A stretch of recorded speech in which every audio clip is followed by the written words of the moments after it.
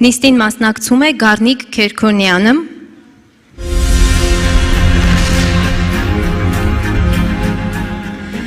Նաիրա Հովակիմյանը,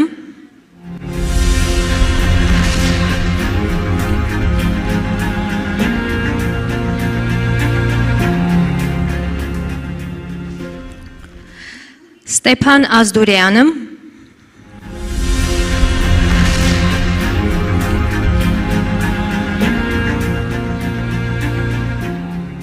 և Թալին Փափազյանը։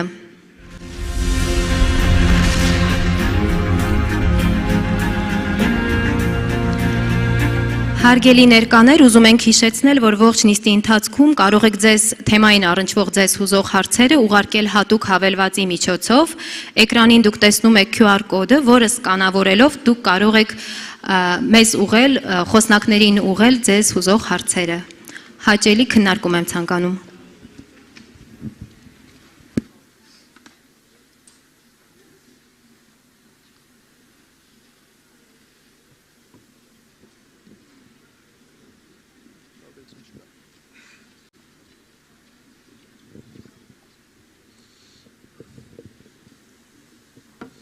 Շնորհակալ ենք, որ բոլորդ ներկա եք։ Լսվում է։ Շատ լավ։ Շնորհակալ ենք բոլորիդ ներկայությամբ։ Սկսելուց առաջ կուզեի մի հատ ներկայացնել մեր իմ կոլեգաներին այստեղ, քննարկելու ենք Սփյուռքի դերը եւ ոնց կարող է Սփյուռքը ամրացնի Հայաստանի անվտանգություն եւ անվտանգության կարողությունները։ Առաջին նստած է դոկտոր Նաիրա Հովակիմյանը, Chicago համալսարանի պրոֆեսոր, կներեք հայերով չեմ անում, ոնց են ասում mechanical engineering։ Թալին Փափազյան, քաղաքագետ եւ ակադեմիկ Ֆրանսիայից, Ստեփան Ազդուրյան, հայկական ծրագրի տնօրենն է Բերկլի համալսարանում եւ նույնպես ակադեմիկ, եւ Գառնիկ Քերքորյան,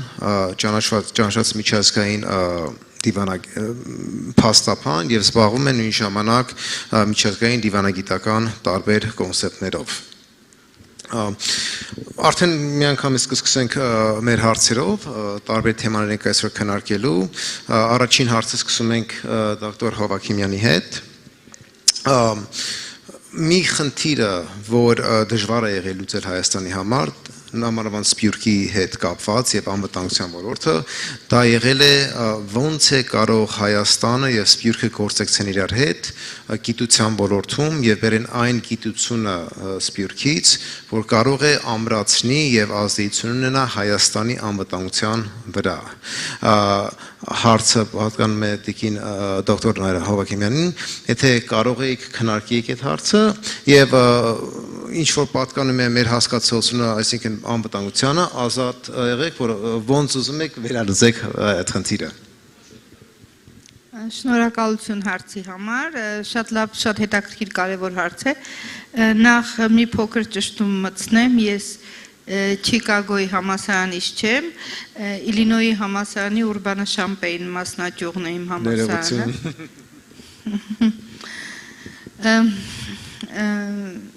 Իսկ ինչ վերաբերում է դրսի գիտական նվաճումներից օգտվել Հայաստանին օգնելու հարցում, ես միշտ ասել եմ եւ կշարունակեմ պնդել, որ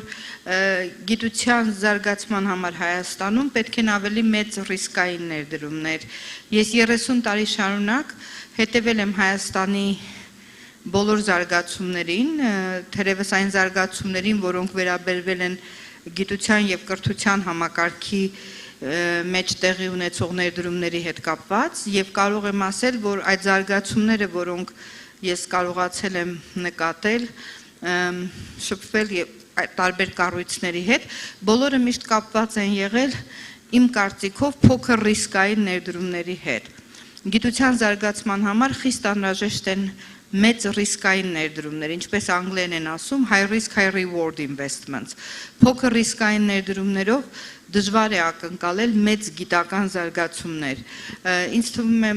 պատճառներից մեկը հենց դա է, որ Հայաստանում չենք տեսնում մեծ գիտական ձեռքբերումներ, ինչպես անգլերեն կասեն big scholarly output նման նվաճումներ գրանցելու համար Հայաստանին պակասում են high risk high reward ներդրումներ Լավ Հիմա բանա մյուս հարցը ուղեկցում ենք դոկտոր Ստեփան Աստուրյանին Ստեփան Աստուրյանը երկար ժամանակ ահագին հետազոտական աշխատանք է տարել պատերազմային իրավիճակների մասին, պատմական տարբեր կոնտեքստները, որ պատկասել ցեղասպանության, հայկական իրավիճակին եւ տարբեր հասկացությունները ձեռք բերել, որ կոնտեքստը կապի պատմական իրավիճակը եւ ներկան։ Ուզում եի մի հատ հարց տալ դոկտոր Աստուրյանին Ոնց կարող ենք կապենք այդ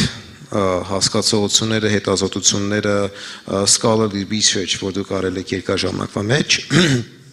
ներկա Հայաստանի անվտանգության իրավիճակի հետ կապված։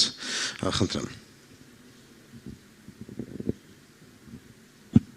Ալո, գլսեք։ Այո։ Դոկտոր Գոպալյան, ինչպես գիտեք, որոշ քրություն պատրաստած եմ ու գործեմ ամփոփել Այդ դպավորությունները, որ կարելի է ստանալ դիտելով Հայաստանի ընթացքը ասվերջին դարիներուն, եթե թույլ տաք պիտի ներկայացնեի հագիր ծևով ասկրությունը, նախ շնորհակալություն կուզեի հայտնել բարոն Սինանյանին եւ իր գրասենյակի ազնիվ եւ արհեստավարժ օգնականներուն իրենց հրավերին համար Ինչպես կգնաց սպյուրքը օգտակարը լալ Հայաստանի ասկային ապահովության ձիրեն ներս, բնականաբար բազմաթիվ ծևերով, գիտական, ջարդարակիդական եւ այլն, իմ բարակայիս տնտեսական, իմ բարակայիս բնականաբար հարցը դարբեր է, սպյուրքի անդամը կգնա նաև միտքեր փոխանակել, քննարկումներ ներկայացնել եւ ատկե հետո պետությունը ուզածը գնե նկատի գարնե կամ գանդեսե ադիգա պետության կորձնի։ Երկրորդ Հայաստանի անվտանգությունը հիմնականապես պետության կորձնի։ Ասիգա հիմնական գեդմն է, որտեղ կնկատեմ սփյուռքեն ներս մարդիկ, որ հերուները նստած Պայլում միտքեր ունին եւ ադիգա ուղագի գտնեմ որ ձիզաղելի է եթե ադանգե իրեն զավակները թող հրգեն հոս ասիգա ասել են հետո քիչ ավելի լուրջ լամ Հայաստանը փոքր պետություն է փոքր պետությունները գկոյադևեն գպարկավաջին կամ գտիմանան միանալով գախյալ լալով մեծ պետությունները կամ մեծ մի քանի պետությունները միանալով տաշինքներու կամ միություններու, ինչպես Եվրոմիությունը, օրինակ, երբեմն խառնուրդ մնե դարբեր գարկատություններուն։ Առաջին գեդս հետևյալն է, որ Հայաստանի ապահովության ջարդարապետությունը, ինչպես արդեն նշվեցավ այս արդուկ, գադարյալ սնանկ է և սնանգացած, Ադիգա երևույթ մներ, որ հստակ էր արդեն դարիներ առաջ, բացահայտվեցավ սեպտեմբերի պատերազմեն հետո։ Ձածգելու համար սնանկությունը զարգացավ ասանք բորոդախոս քարոզչություն, որ ազերբայջանցիները գոյություն չունին, քոչվորներու խումբ մնե, պատերազմը լա նվազագույնը մինչև քուրակեդը կհառաջանանք, եթե ոչ Բաքու, եւ ադորալ սնանկությունը մեջտեղ ելավ։ Հիմա հարցը ад է, որ այսօր Հայաստանը ուզե թե չուզե պետք է հստակացնե թե ինչ է իր ապահովության ջարդարապետությունը ապակային համար, մոտ ապակայի կամ միջին ժամանակի ընթացքին։ Արևելյան ուղղությունը կամ արևմտյան ուղղությունը Աս ընդրությունը, որ մեկ խուսապիլ անգարելի պիտի լա շատ վտանգավոր է և լուրջ հարց մնե, և որ է մեկ գորնորոշում պետք է հիմնված լա պաստացի գարձր պաստերու վրա Հայաստանի ապահովության համար։ Այսինքն հայերը նաև 1918-20-ի տագարտի մեջ պետք չէինան, այդ օրերու ղեկավարությունը գույրորեն վստահեցավ եվրոպացիներուն, Սևրի տաշնակրին եւ այլն եւ ադոր քինը վճարեց։ Սածս աչե որ բան է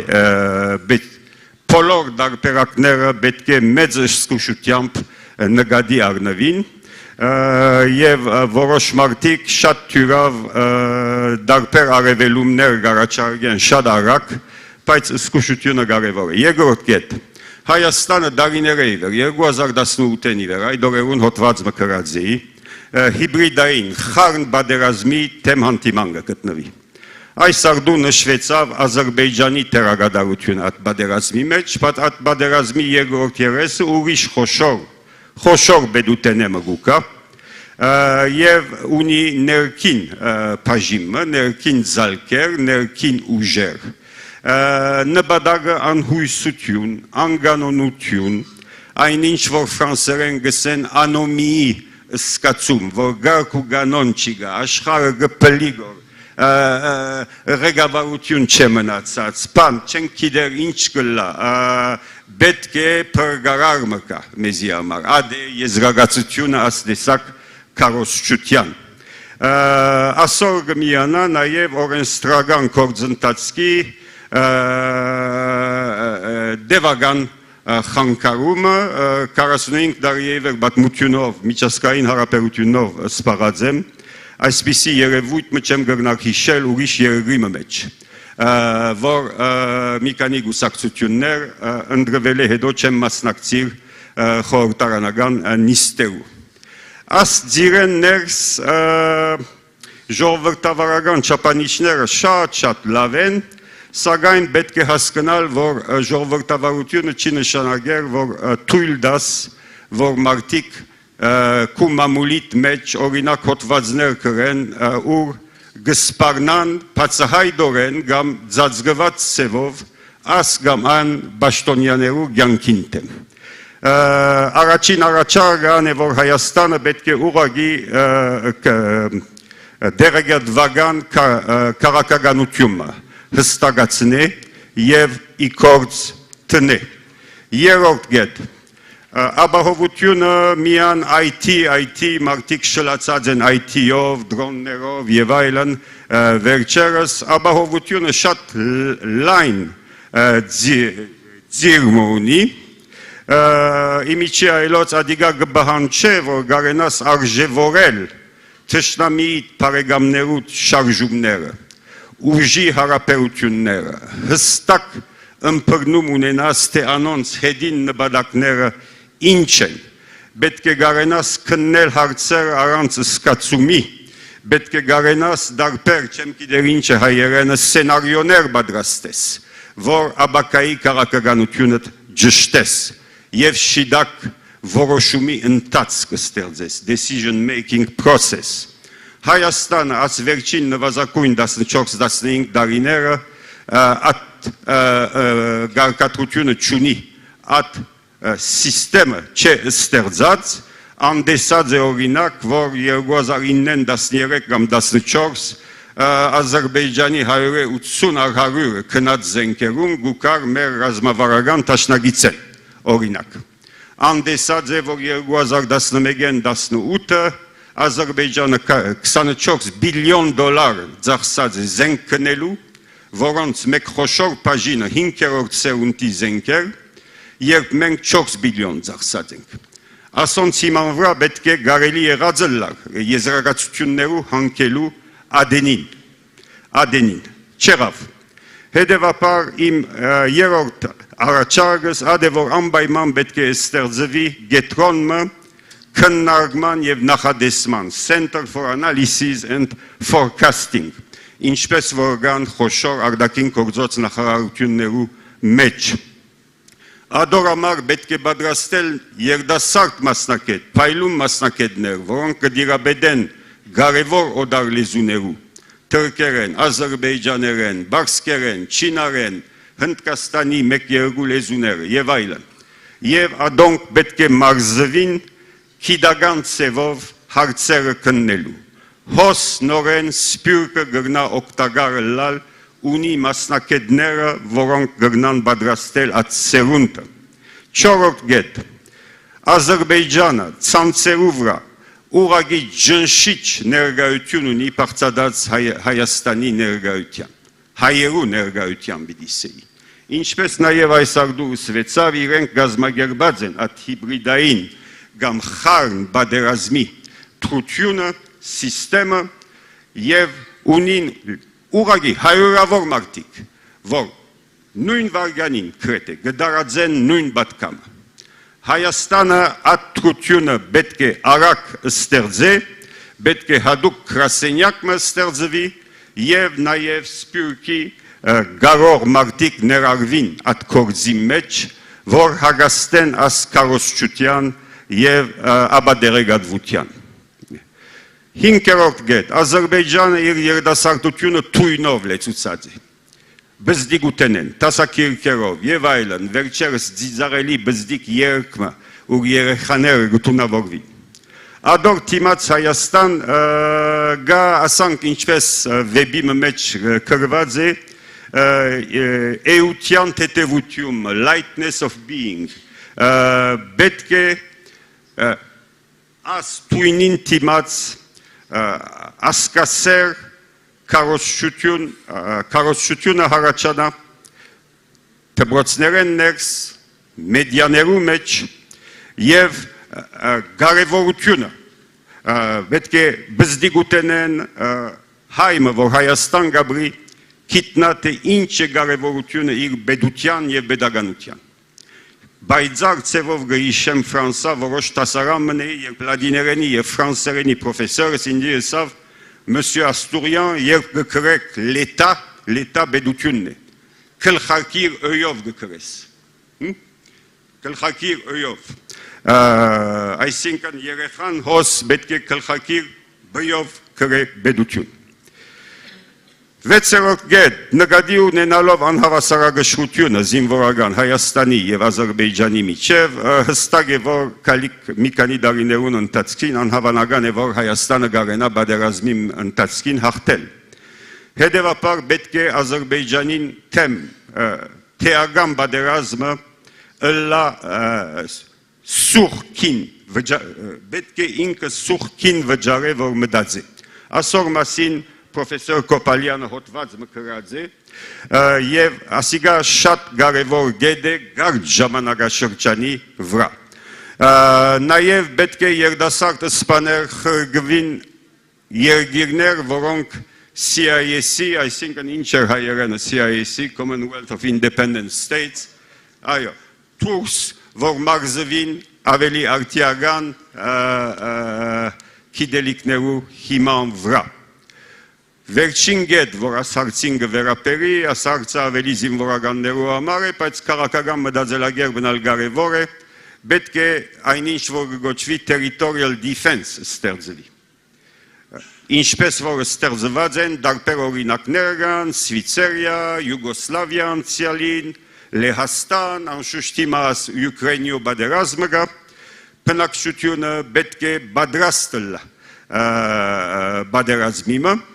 Եվ ադալսեմ, որ իմ գարձիկս ան է, հագարականով, որ իմ աղջիկներս հոս չեն ապրի հիմա և ամեն բարակայի իրենց դարիքը քիչ մը բարձր է զինվորը լալու համար, որ ինչպես որ Իսրայելը առաջին տարվա ընթացքին իր անկախութեն է, բոլոր գանայքոն 2 տարի բանակ պետք է երթային։ Հետևաբար մեր բնակչությունը փոքր է, մեր դգարությունները մեկը ադ է, և աս հարցնալ մեծ խնդիր է։ Վերջին գետ զինվորական հարցերը մեծ մասամբ զինվորականներու համար են, բայց ասկային ապահովությունը շատ ավելի լայն թաշտ մնի։ Պետք է գերդել հաստատությունները, որոնք կգործեն գիտության վրա, գիտելիքի վրա և արհեստավարժության վրա։ Հաստատություններ, որոնց մեջ կաշխատին մարդիկ,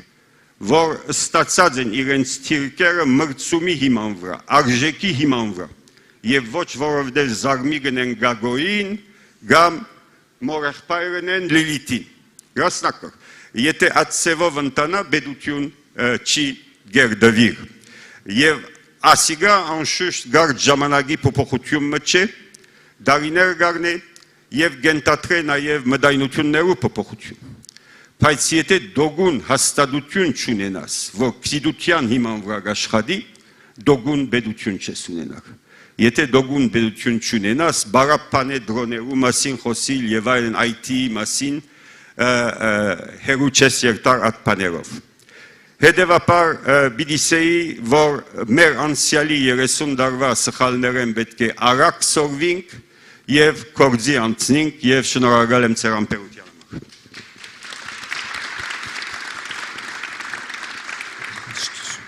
Շնորհակալություն։ Մույս հարցով եսել եմ Թալինին, բայց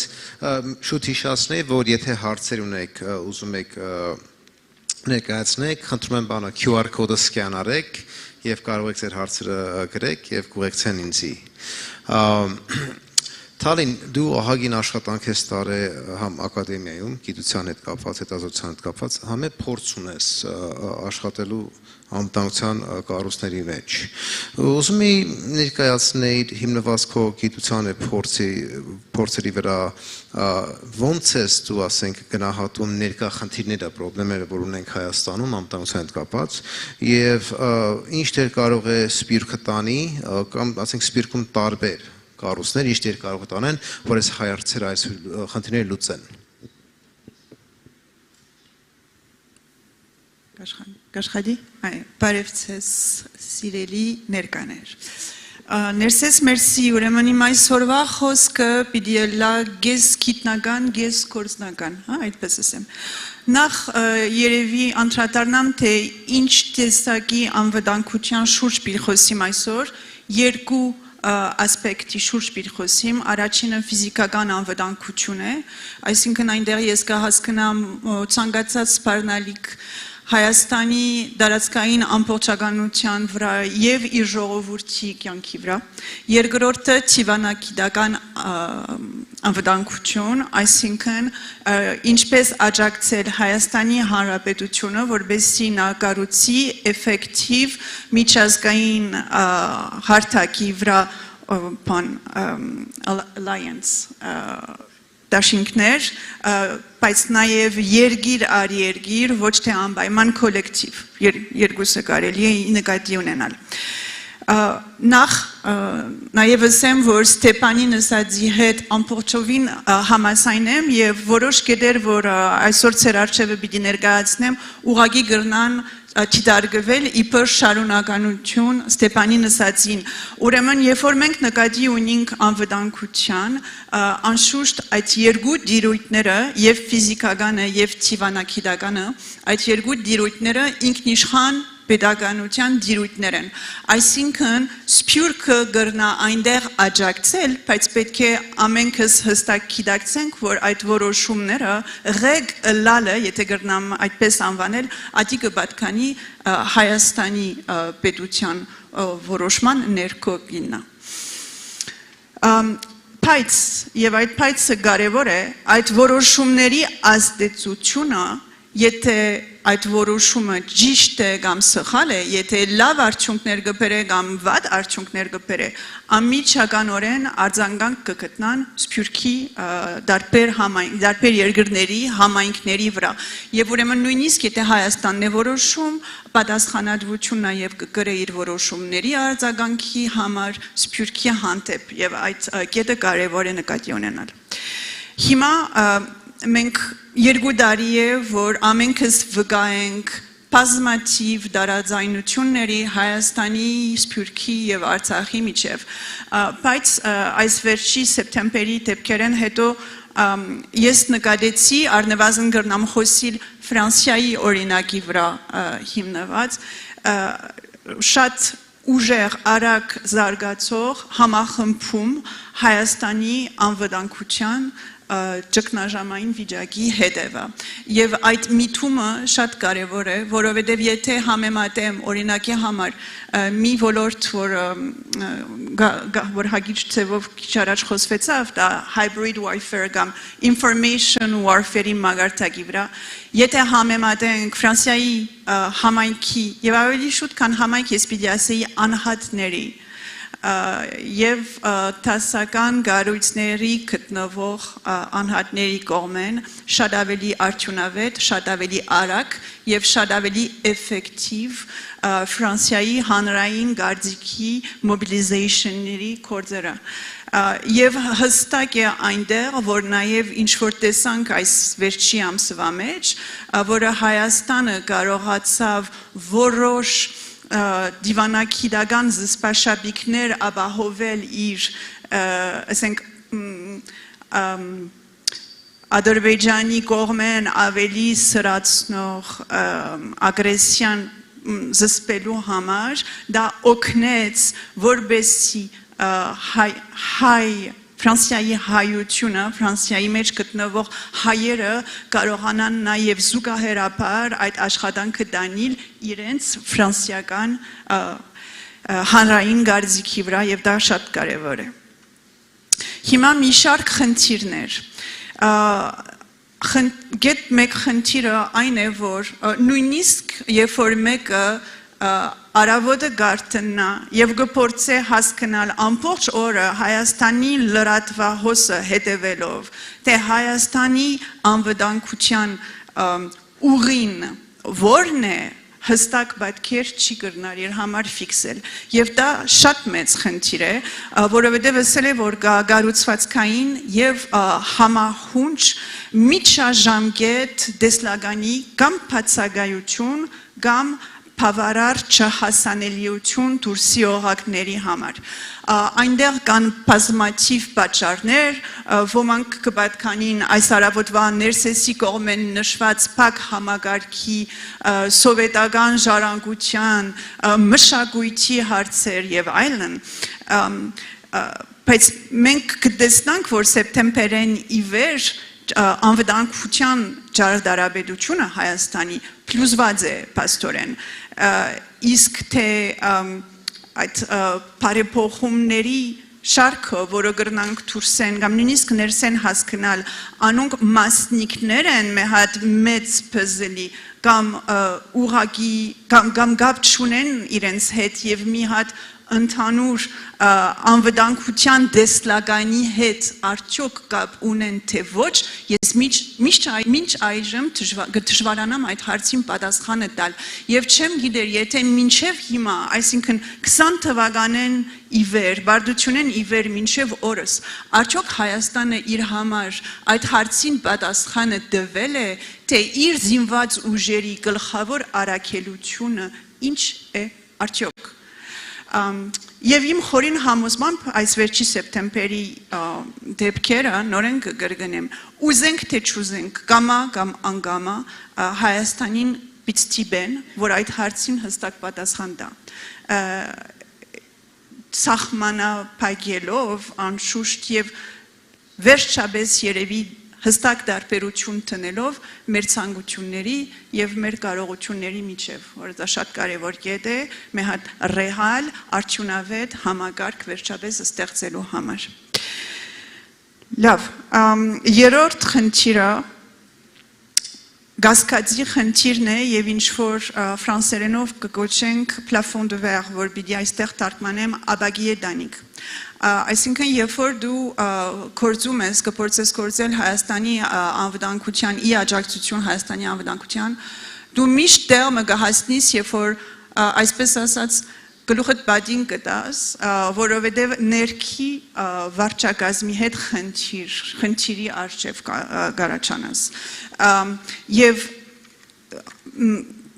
շատ բաների մասին խոսեցինք քիչ առաջ, բայց մեկ բան չնշեցինք, որ Հայաստանի վարչակազմը հետ սովետական պատմության մեջ երբեք չէ անցած վեթինգի եւ մաքրման ընթացքով եւ գա շատ կարեւոր հարց իմ ասածին յետևը արդյոք մինչեւ ադի չանցնենք մենք պիտի կարողանանք մինչեւ վերջը մեր ուզածին չափ արդյունավետ աջակցություն բերել Հայաստանին թե ոչ անշուշտ իմ տեղը չէ հարցին պատասխանել չնայած որ ամեն մարդ կրնա իր համար կարծիք ունենալ թե ինչպեսի պետք է դա Վերջապես որոշ լուծումներ կամ ասենք կորձելու հերանեկարներ, ես ինչպես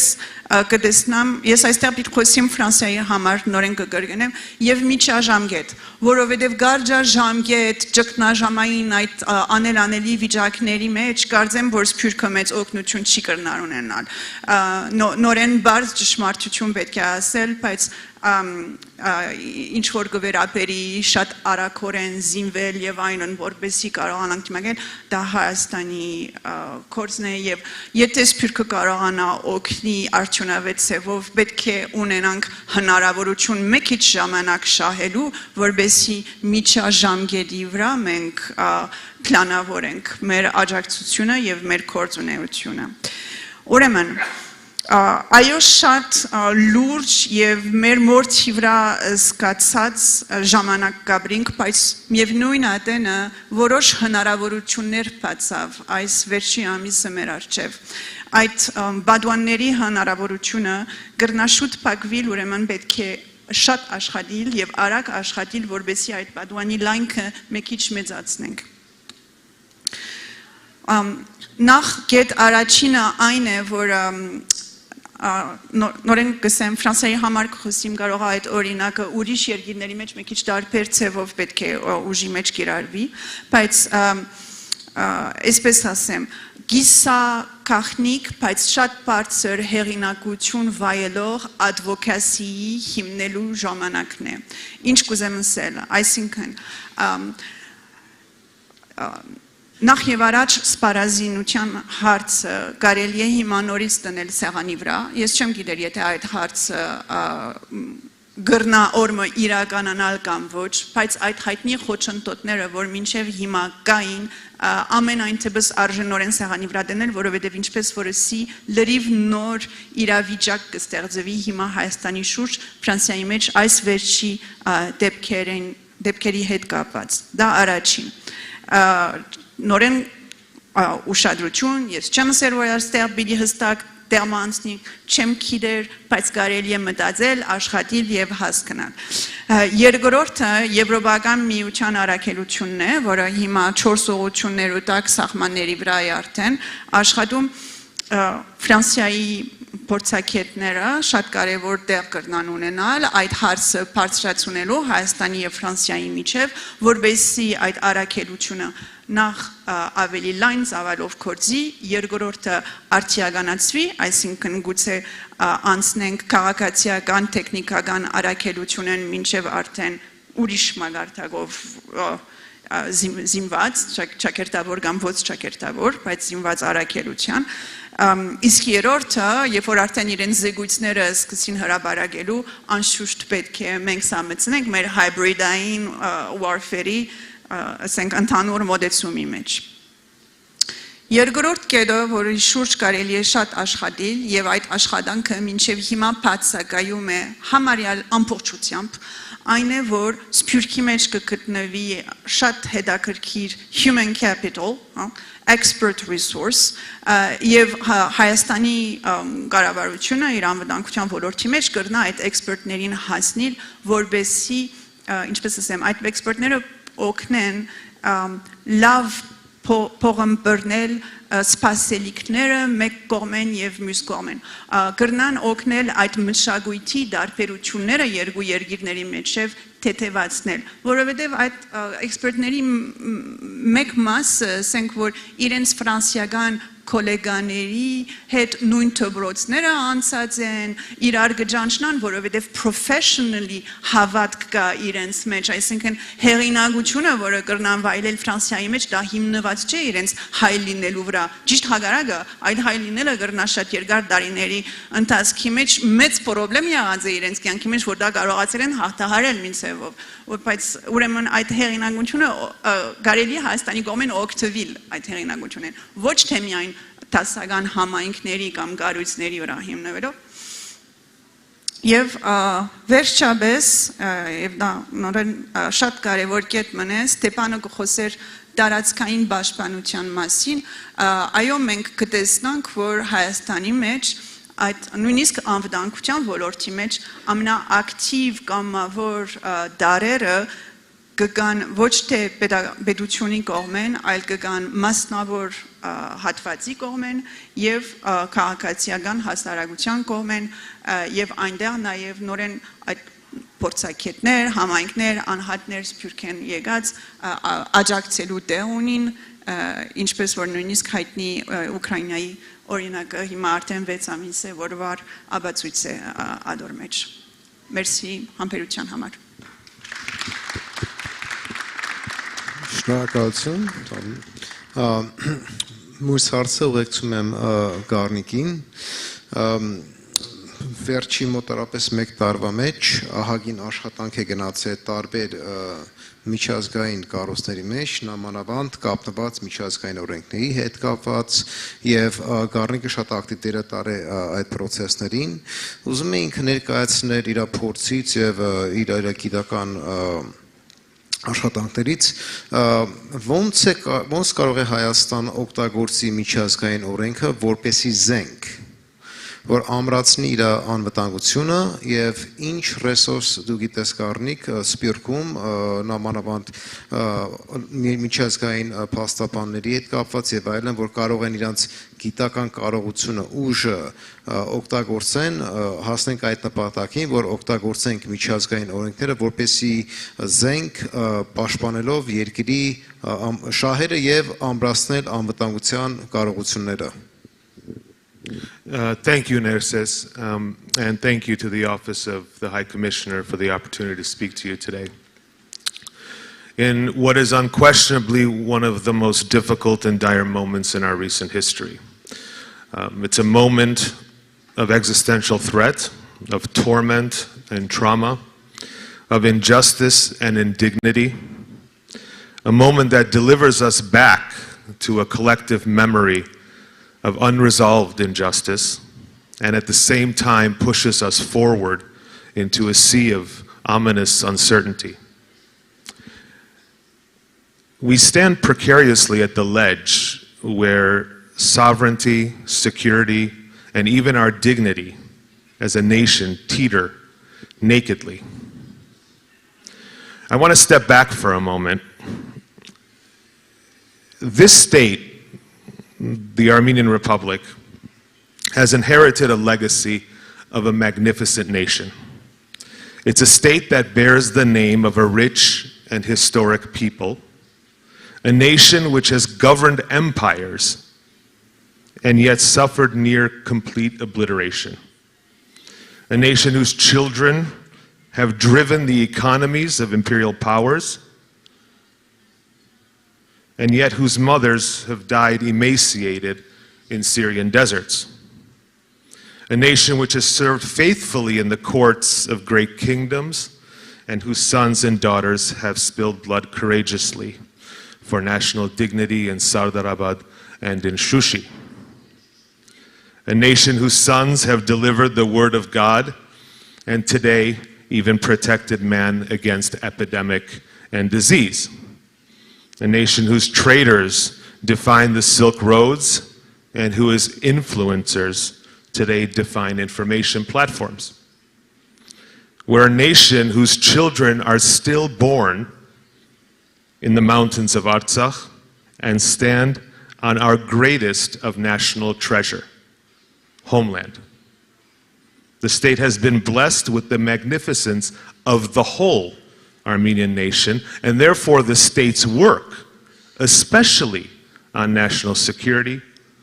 must be in service of the whole magnificent nation. National security in the Armenian context is therefore a broader concept than we see in the statist approach typical of traditional nation states. This makes the national security predicament much more complex. But the goal here should not be to define national security in the narrowest sense possible, in a manner excluding the hard stuff, and then claim success. Our national security calculations should be as comprehensive as the nation it serves. And this, even today, especially today, requires this state to stand in defense of Artsakh. International law and human rights are quite visibly at the very core of this national security predicament. And to be clear, the existential threat we faced in Armenia and Artsakh today is shaped by something much, much more complex and sinister than just drones. It's shaped by narratives engineered to undermine sovereignty, to undercut national security, to destroy national will, and to brutally sever the collective Armenian nation from its Artsakh, then from its Sunnik, then from its diaspora, and finally from its own identity. If you don't believe me, look at the maps Azerbaijan circulates to its own soldiers. It includes the land this hall stands on right now. Nothing survives incessant amputation, not even a nation state. This attack on national security is an unconventional one. It's not going to be solved by a peace treaty or even by military force. This is asymmetrical warfare, honing in on the underlying foundations to national security, the identity of the nation itself. I want to explain today how international legal mechanisms can be one of the asymmetrical weapons used to counter these attacks, particularly when a state stands in compromised military or geopolitical positions. These legal mechanisms are essential weapons in the arsenal of every modern state, and they are weapons that can produce actual, tangible outcomes. Let me explain how. While we endure and experience the pain of state creation, of war, of sovereignty, of statehood, of victory and of defeat, of self-determination and human rights abuses, those very concepts themselves, those legal concepts, are in a state of monumental flux right now. These legal concepts are at the core of some of the most fundamental challenges facing the Armenian nation, and they're being shaped, molded internationally as we speak. For example, the concept of sovereignty. It's never been as tantalizing a subject as it is right now, not since the Treaty of Westphalia. Today, the principle of sovereignty underpins the discourse of military confrontation in Europe, the narratives of economic sanctions pitting East and West, the limits of cyber warfare. And it grips Armenia by the jugular, right at the crossroads of the most dramatic chapter in recent Armenian history. When brute force is not an option, how does a state exert its sovereignty? How does it project power? International legal mechanisms offer one key avenue. Armenia's case against Azerbaijan in the International Court of Justice is an excellent case in point. Our team, led by Yelishe Giragosyan, brought the case against Azerbaijan claiming violations of the International Covenant on the Elimination of All Forms of Racial Discrimination. And it explained how Azerbaijan's current violations of international law must be viewed in the historical context of a century of anti-Armenian racial and ethnic hate. The provisional measures ordered by the court,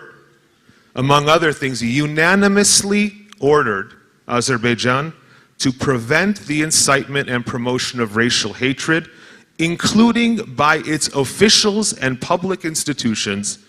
targeted at ethnic Armenians. This is crucial.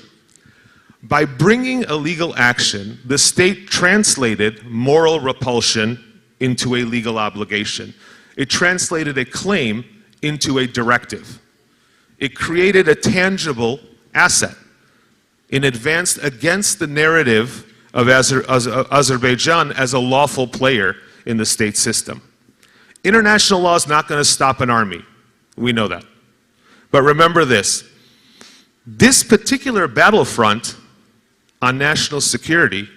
is not about drones or tanks. It's about narratives that underlie and fuel state action. This asymmetric battle takes place on a different plane altogether. and its deliverables are tangible gems that, if used properly, can help buttress diplomatic negotiations and other important state action. Self-determination. This is another example where asymmetric legal mechanisms are valuable.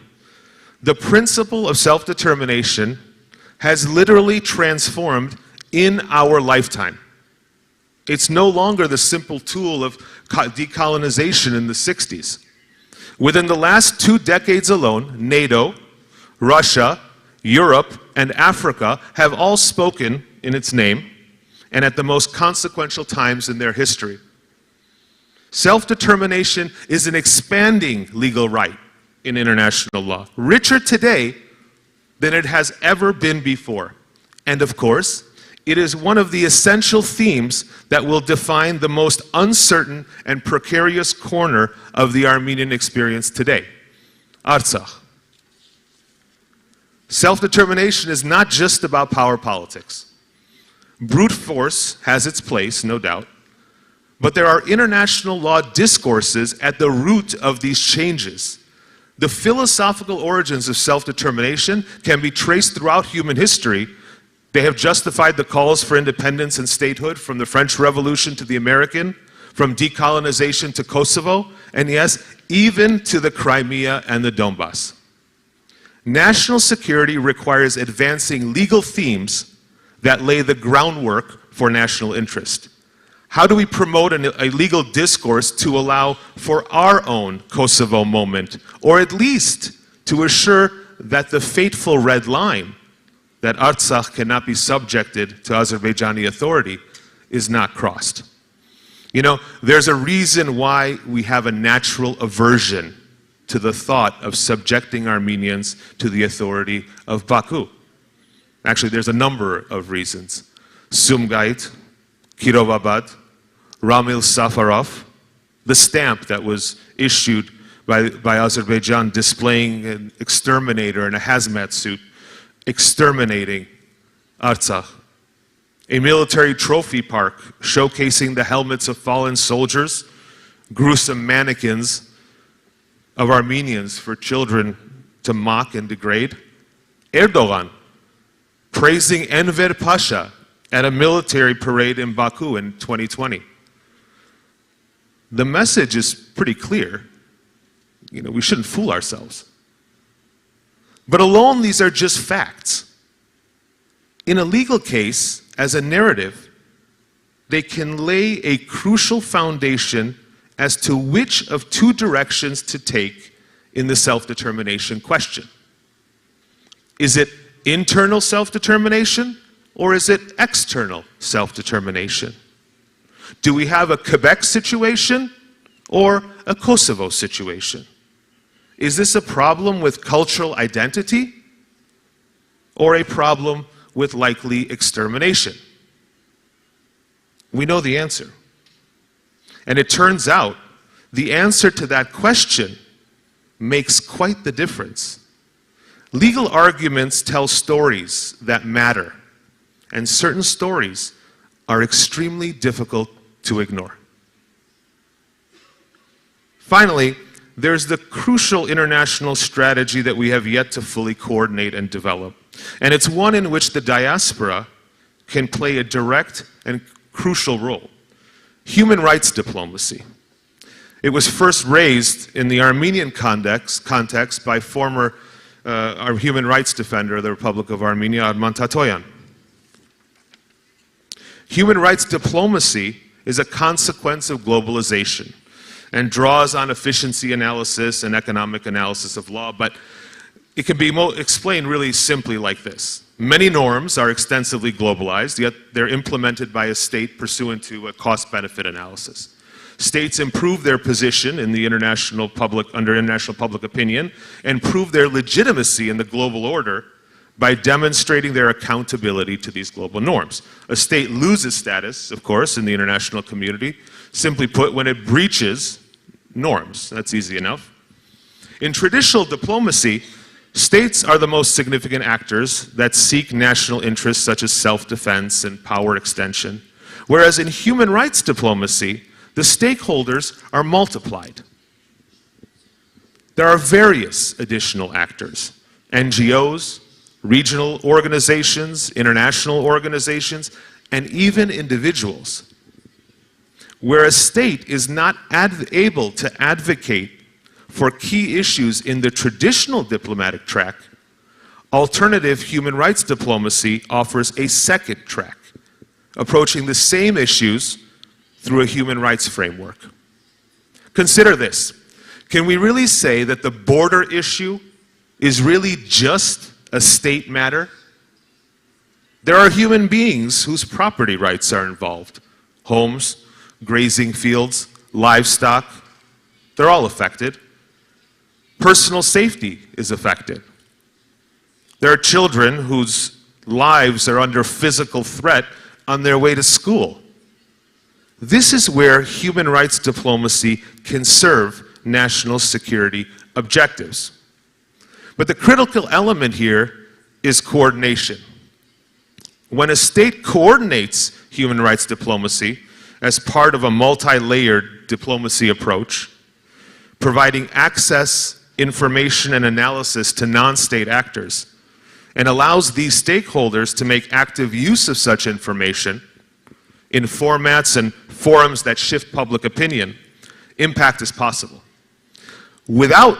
coordination and information, however, the full potential of an organized human rights diplomacy cannot reach its full potential. Legal niceties aside, national security, especially from the legal or philosophical standpoint, in essence, is really about dignity. It's about national dignity. The Artsakh Red Line, for example, preventing Artsakh from falling under Azerbaijani authority and control, is a key component of our national dignity and must be and must remain a key component of our national security architecture. Let's be clear. Allowing the free-fall collapse of a foundational pillar of Armenian nationhood will have irreparable consequences, and peace is not one of those consequences. It will only fuel Azerbaijan's impunity further, leading to ethnic cleansing or worse, and pave Azerbaijan's move toward consolidating its next geopolitical objectives in Sunik, for which it has already laid the groundwork quite openly. Unfortunately, and this is coming from an international lawyer, treaties only pause aggressive states. Treaties don't stop them.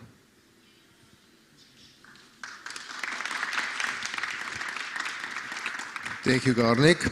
We're going to proceed to questions now. Հիմա շարունակելու ենք հարցեր տանք եւ քննարկենք։ Առաջին հարցը դոկտոր Հովակիմյանին է ուղեկցվում։ Հարցը պատկանում է ոնց եք դուք պատկերացնում կամ գնահատում այն հարաբերությունը, եթե կարող է ստեղծվի Հայաստանի պաշտպանության նախարարության հետ եւ Սփյուռքից տարբեր կազմակերպությունների հետ, կլինի ֆինանսի հետ կապված, կրթության ոլորտի հետ կապված, մասնագիտության հետ կապված եւ այլն։ Ոնց եք դուք գնահատում կամ պատկերացնում հարաբերություններ ստեղծվել պաշտպանության նախարարության հետ, որ ամրացնեն անվտանգության կարողությունները եւ կրթական կամ գիտական կամ ֆինանսի հետ կապված տարբեր կազմակերպություններ հետ Սփյուռքից։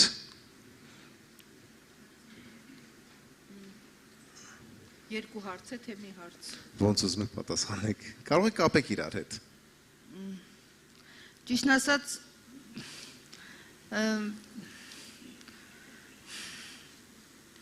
լավ չպատկերացրեցի հարցը, չգիտեմ, ինձ թվում է լավ չի ձևակերպվել հարցը։ Ես կփորձեմ ուղղակի գուշակել։ Ես Հայաստանում չեմ աշխատում մշտական, ես աշխատում եմ Ամերիկայում, կարող եմ իմ այնտեղի փորձից կիսվել, այնտեղ աշխատում եմ համալսարանում, ունեմ լաբորատորիա, աշխատում եմ գրանտներով, դասավանդում եմ, իսկ Հայաստանում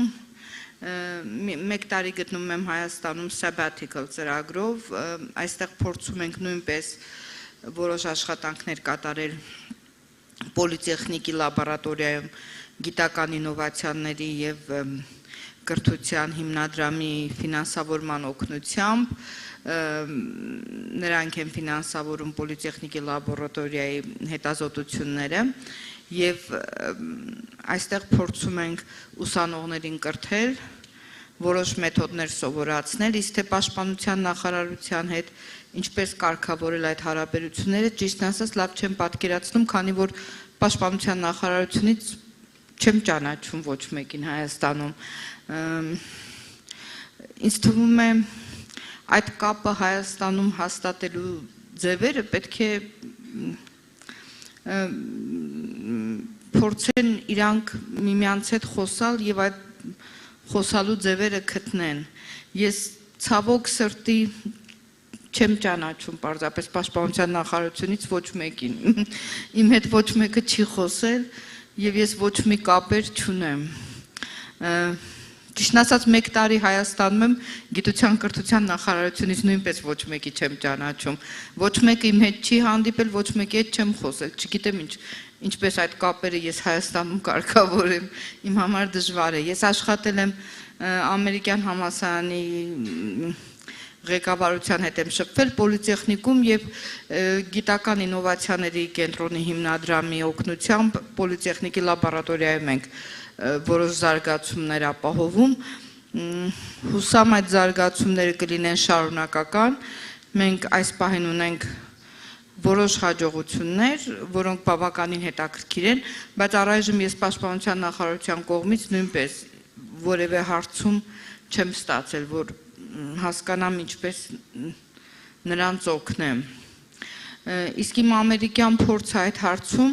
լրիվ ուրիշ է, նրանք հետաքրքրվում են բնականաբար համալսարաններում տեղի ունեցող աշխատանքներով, նրանք փորձում են հասկանալ, նրանք փորձում են հետաքրքրվել, ֆինանսավորել եւ այլն։ Եթե այստեղ ինչ-որ մեկը ցանկություն ունի հասկանալ, թե դա ինչպես է արվում Ամերիկայում, ես հաճույքով կպատմեմ։ Եթե պետք է այստեղ պատմել, խնդրեմ, կարող եմ պատմել, բայց դա երկար կլինի, որովհետեւ դա 5 րոպեում չես պատմի։ Իսկ մյուս հարցը ինչ էր, վերջին հարցի վերջի կտորը։ Հարցը իրար հետ էր կապված, ուզում էին հասկանային ոնց կարող է կապ ստեղծվի, ինձ թվում է նշեցին պաշտպանության նախարարություն, բայց նկատի ունեն ավելի անվտանգության ոլորտի հետ, ոչ թե ասենք, եթե դուք անձամբ կապերիք ունեցեք կամ աշկորձեկցել եք, բայց ոնց կպատկերացնեիք, ասենքն այն անձերը ձեր նման, որ ասենք բարձր մակարդակի կրթություն գիտություն ունեն, ոնց կարան օգտակար լինեին, գործեկցին տարբեր կառույցների հետ Հայաստանում, որ զբաղվում են անվտանգության հետ։ Գիտեք, Ամերիկայում նրանք գալիս են մեր լաբորատորիայում ժամանակ են անցկացնում, հարցնում են ինչպես եք սա անում, ինչպես է այդ փորձը ստացվում, փորձում են խորանալ, հասկանալ, հարցնում են այս ենթադրության դեպքում այս թռիչքը աշխատեց, իսկ ինչու մյուս ենթադրության դեպքում չի աշխատում եւ այլն։ Այստեղ ես նման հետաքրքրություն չեմ տեսել ոչ մեկից։ Մենք մի տարի աշխատում ենք պոլիտեխնիկի օդային ռոբոտոտեխնիկայի լաբորատորիայում, անում ենք փորձեր, փորձարկումներ, ես պաշտպանության նախարարության կողմից որևէ հետաքրքրություն հարցում չեմ տեսել, ճիշտն ասած։ Ոչ էլ կրթության գիտության նախարարության կողմից, բայց մեր մոտ կան բավականին հաջողություններ։ Մենք ունեցել ենք բավականին այցելուներ, Էստոնիայից թիմ կար, եկան մեզ այցելեցին, Ամազոնից կար այցելու, կային բավականին հետաքրքիր խոսակցություններ, բայց նախարարություններից չեմ տեսել կոնկրետ այցելություններ։ Շատ շնորհակալ ենք, վստահ եմ ժամանակ չունենք, բայց սա պատկանում է ավելի լայն խոսակցություն, որ քննարկում ենք մի քիչ առաջ փակ համակարգ ինստիտուցիաների ու ոնց պետք է բացենք եւ ավելի ամրացնենք հարաբերությունները կրթության ոլորտների հետ։ Մյուս հարցը ուղեկցում եմ Ստեփան Աստուրյանին, ստեղ հարց կա, ասում եմ, որ դուք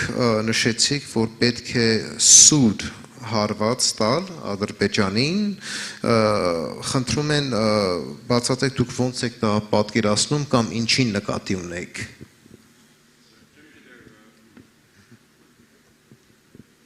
չեմ գիտեր եթե շիդակ ասկցա սուտ հարված ոչ իրական հարված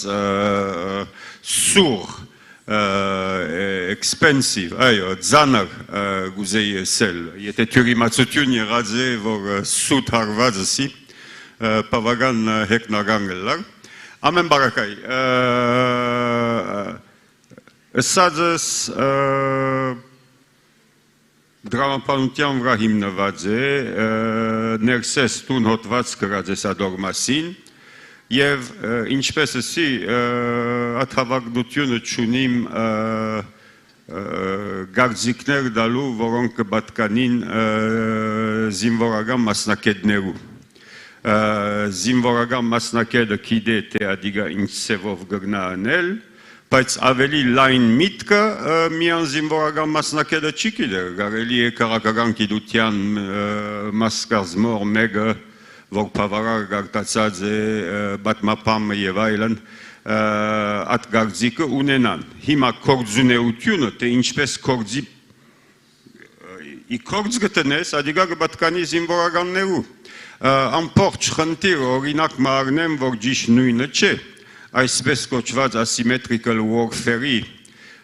քիրքեր կամ բազմաթիվ մի քանի հատ գակրացած եմ եւ սեբենք ամենացած մագարտակը գտնա գերիլայի բادرազմի օրինակը ու փունչը մարտիկ գտնան փանագի մտեմ եւ այլն բայկար դանիլ բան սա սա որ at գեդը որ շեշտեցի ընտանուր գեդ մնե անոր կորձատրումը գբատկանի իսկապես զինվորական մասնակետներուն եւ ոչ բատմապանիմը որ նաեւ բավարար գիտելիք ունի քաղաքական գիտության մեջ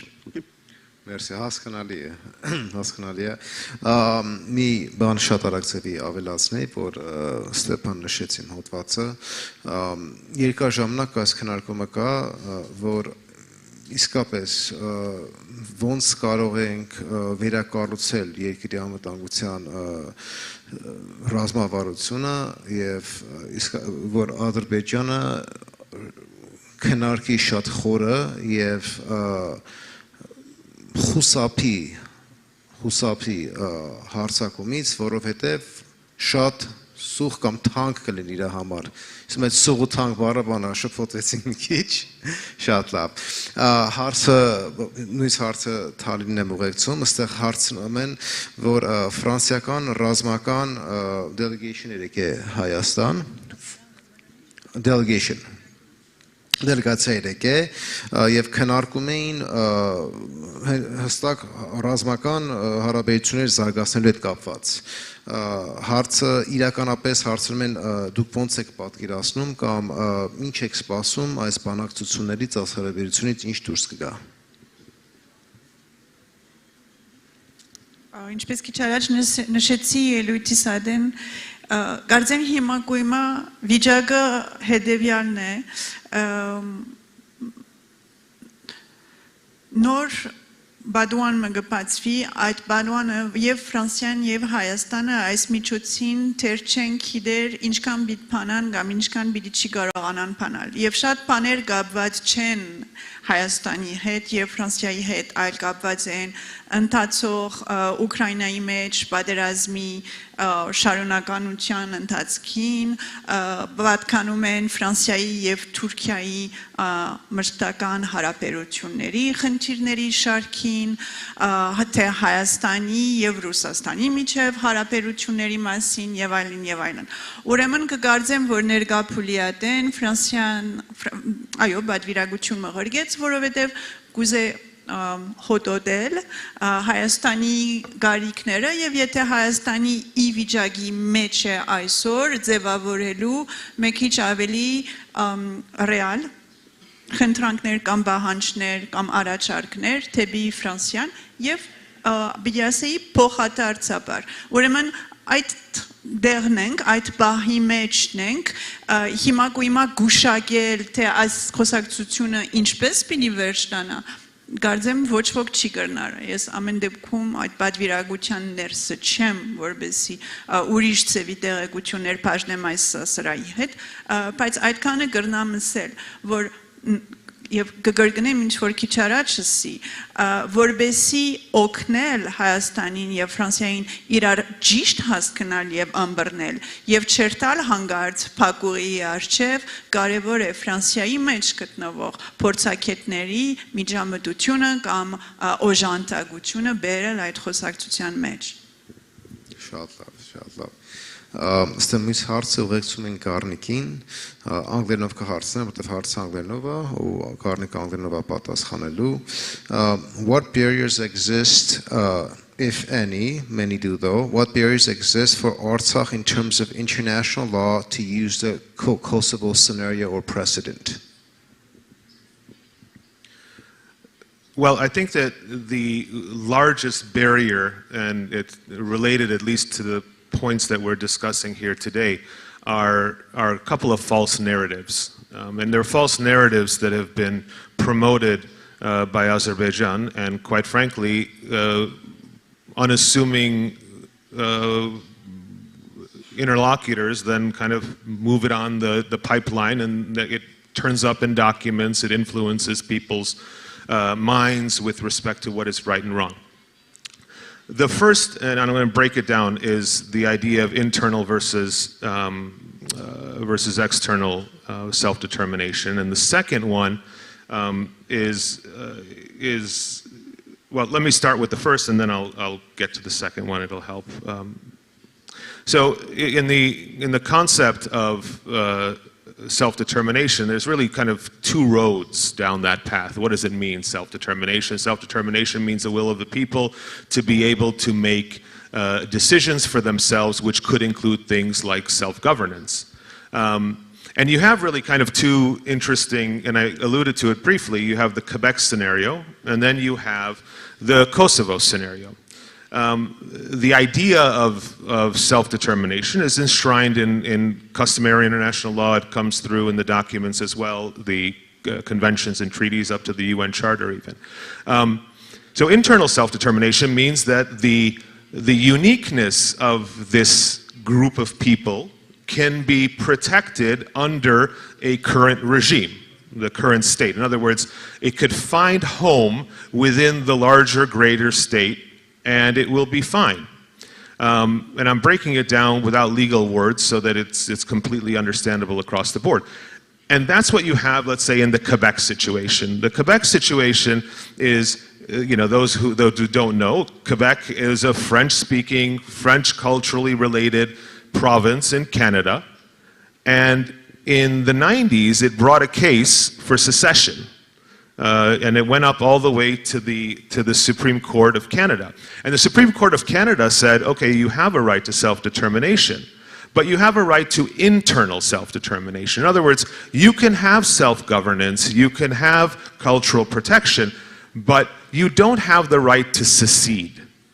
And the reason for that was, at least the evidence presented to the court, were the issues of cultural uniqueness, language, history. And the court said, yeah, all those are important and all those should be protected within the state. In the Kosovo example, we have something completely different.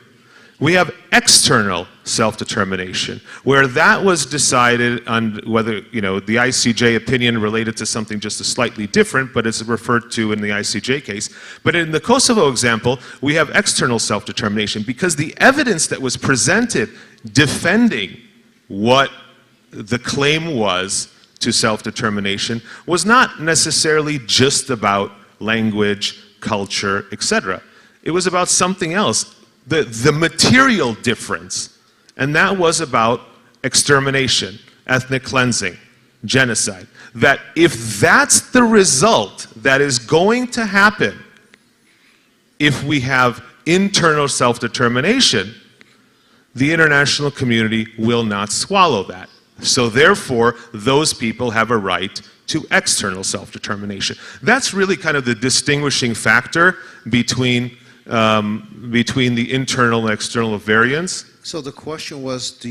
what are the barriers that you see, right, that Artsakh so, can achieve the Kosovo status? Yeah, so one barrier is the Azerbaijani narrative that is being propagated right now, that internal self-determination is something that is sustainable or realistic.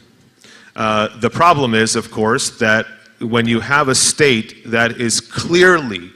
indicating that its steps will be the extermination, and I'm not saying this just because I'm trying to make it dramatic. I mean, you can look at the evidence that was submitted to the International Court of Justice, and a 15-panel judge made a determination that there is a hate speech, and there are a hate speech direct by public officials, and the evidence presented included statements by the president of Azerbaijan indicating ethnic cleansing. So one of the major barriers is combating that narrative, because I even hear that narrative being echoed, within Armenian circles, saying, well, that could be it can't be a possibility when the outcome is ethnic cleansing. And it doesn't matter whether that happens by force or by choice. In other words, people under its military control, any state. So that's where the self-determination argument is being lost in this war of words on Azerbaijan's territorial integrity. It was very prominent during the war, and has continued today. And quite unfortunately, there were a number of scholars, including in Armenia, who even a decade earlier were arguing that if we allow this narrative to proceed in the international legal community, what we're going to have one day is a war of territorial integrity. And that's what we had. That's what that war was. And if we think about, obstacles, we have to kind of take a step back and say, what's realistic? The idea of, let's give it another try. We're dealing with human lives. You don't give it another try. If we already have an example of ethnic cleansing, of hate crimes, and most significantly, of a pattern of conduct that is supported by the state of Azerbaijan, and that clearly indicates the direction it's looking to go. I mean, one of the most, and I'll close with this in terms of a response, one of the most kind of dramatic examples, in law, you don't really get kind of smoking gun evidence, but when a state issues a stamp that has a guy in a hazmat suit, with exterminating the largest obstacle is really convincing the world that we are dealing with a situation that nobody else would tolerate the idea of putting Jews in a Nazi German regime. It would not be tolerable. And we have the evidence that shows what Baku's agenda is. It's not a secret. It's very proud of its agenda, quite frankly. And it's supported by Turkey as well. And if you put the two together, you have a massive PR campaign. And that's why I think that, in the quick answer to, one of the largest obstacles are fighting these narratives. And with these narratives out there, it only creates a situation where the actual legal principles can't come to the surface because there's too much noise. We've allowed this noise to take place. And so, and that's how I would answer that. Thank you. Actually, it was very, very thorough and consistent with my assumption is most Armenian positions. But I think, thank you, Garing, it did address a lot of these specific nuances because, we always pose a question, why not Kosovo, why not Kosovo? And it's a lot more nuanced, and also a lot of it is that we didn't do a good job of shaping that narrative. Excellent. Վերջացնելու ենք մի հարցով ու ով ուզում է կարող է մասնակցի պատասխանի հարցին։ Ստե մի 3-4 հատ տարբեր հարցեր կան, իրար հետ եմ հարցերը կապելու, որ ժամանակը քիչ է։ Հարցը պատկանում է Սփյուռքում ոնց են հասկանում Հայաստանի անվտանգության իրավիճակը եւ Հայաստանում ոնց ենք հասկանում այդ իրականությունը, ունտեղ անջատում կա, թե ավելի հասկացությունները իրար հետ մոտիկ են։ Եվ եթե անջատում կա, դա ստեղծում ավելի խնդիրներ թե խնդիրներ եւ ոնց կարող ենք դա լուծենք եւ առաջ գնանք։ Ով ուզում է Ստեփան։ գուզեի եսել, որ հարցումին ծևագերբումը ինքն իրմով խնդրարագայ ինչպես սպյուրքում պատկերացնում են ասիգա ադիգա չիգա պամը որ սպյուրք է ինքն իրմով գա բազմաթիվ սպյուրքի նահանգներ Ամերիկա, Ավստրալիա, չեմ գիտերում, Լիբանան, Արևելյան ամերիկյան բաժինը, Արևմտյանը, Ֆրանսան եւ այլն Այսինքն հարցը ծևագերբել թե սպյուրքը ինչպես կմտածի բան ինքն իրմով արդեն խնդիր է որտեղ չկա այդպիսի բան որ գոյություն ունի սպյուրքը փակ մնի խղացք մնի So պետք է գդրել այդ բանը Թիվ 2 որովհետեւ գարենաս ճշգրիտ պատասխան տալ պետք է ուսումնասիրություն ունես Այսինքն տվյալ ունենաս չէ հարցումներ Ֆրանսա, սեբենք լավ ընդրված հազարատ ֆրանսահայ, իրենց կհարցնես, չեմ գիտեր ինչ դասը հարցում, եւ ադոր աննույն բանը Ամերիկա եւ այլն եւ ադոր հիման վրա կարելի է պատասխանել այս հարցումը։ Անոնք որ աստեսակ հարցումին կպատասխանեն, հիմնականապես իրենց դպավորությունը կփոխանցեն, որ մեկ փաս չկա, իրենց կարծիքին դագը, օդ է։ Ատկուզեի եսել So գծավիմ պան ամբադը գարելի չէ պատասխանել ասոր եւ արիտեմ բիդոկտվիմ երկու պան շատ կարճ բան ասելու քանի որ որոշում առնելու ընթացքի մասին խոսք ըրի գարձել որ հարցերը գրնաս ցկցկել զիգզագնել եւ ադիգա բարձրակույն թիվանակիրական խելքի Ardaydutyuni, մեծ վտանգ եղավ դասնամյակներ Ղարաբաղի վերապերյալ եւ գտեսնենք ինչ է վիճակը այսօր ապահովության ջարդարաբեդության խնդիրը կա դերմը որոշում պետք է գարձել որ գրնաս ցկցկել քիչ մը զիգզագնել ասոր է թանտիբիլ անոր է յոլա երտալ ինչպես կսեն բան Եվ ադիգա բիդի դևե գգարձեմ որ ադիգա պնավ լուծում չէ չգրծա ասել որ ուզեցի ճիշտ 10 վայրկյանի մեջ մնալ եւ վերջին գեդը նորեն որոշում առնելու կորձընթացքի մասին բացահայտ է որ վերջին 30 տարիներուն ընթացքին շատ ծանր որոշումներ առնված են անցի մգորմի առանց որ հիմքը լա ուսումնասիրություններու, դվյալներու եւ այլն ընդանուր առմամբ նահակախմը պամը գտնալալ մեկ երկու շուրջը արևմուտքում ինչպես կսեն Ամերիկա, Ֆրանսա եւ այլն գծավիմ նահակախ Մակրոնը մինագը երբ գարտնա հարցի մասին որոշում չառներ Ատկե առաջ, ատ հարցը քննված է մանրամասն արտաքին գործոց նախարարության կողմի, փանագի կողմի, լրտեսական բարմիններու կողմի, մաղված է, սցենարիոները ստեղծված են եւ թուղթի վրա կհրամցվին նահակախին եւ ադոր հիման վրա մարտը կորոշի։ Ատ դեսակ բանի պետք է հասնել եւ խուսափիլ որոշումի ընթացքի անձնականացում են որուն քինը գրնա շատ սուղլ եւ շնորհակալ եմ պրոֆեսոր Կոպալյան Շատ մերսի Ուրիշ ով կուզեր մասնակցել հարցը պատասխանելուն If I could just reconfigure it in English try to frame the question of whether there's a disconnect between, like for example in the US, how the diaspora perceives the security in Armenia and how the actual security situation is, and is there a disconnect and does that create more problems? Yeah, I think that is there a disconnect? I don't know if I'd put it in terms of disconnect. I think it's a matter of perspective, and I think that's natural. I think that there is a disconnect. There's a difference in perspective that really should be a strength for Armenian national security. And let me explain it like this. There are clearly day-to-day decisions that are being made by people, you know, that have access to information that require certain decisions that are made on a short-term basis.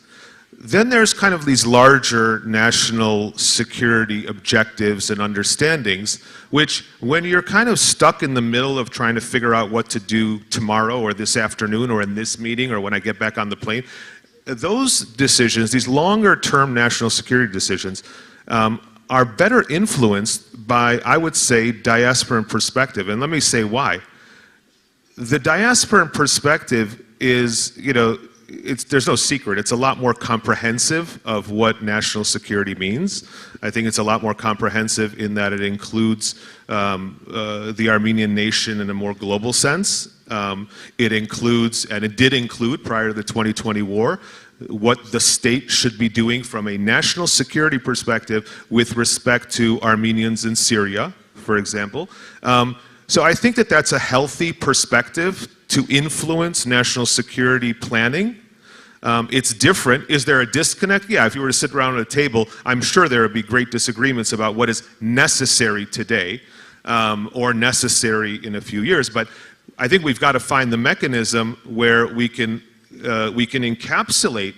those different perspectives towards strengthening a really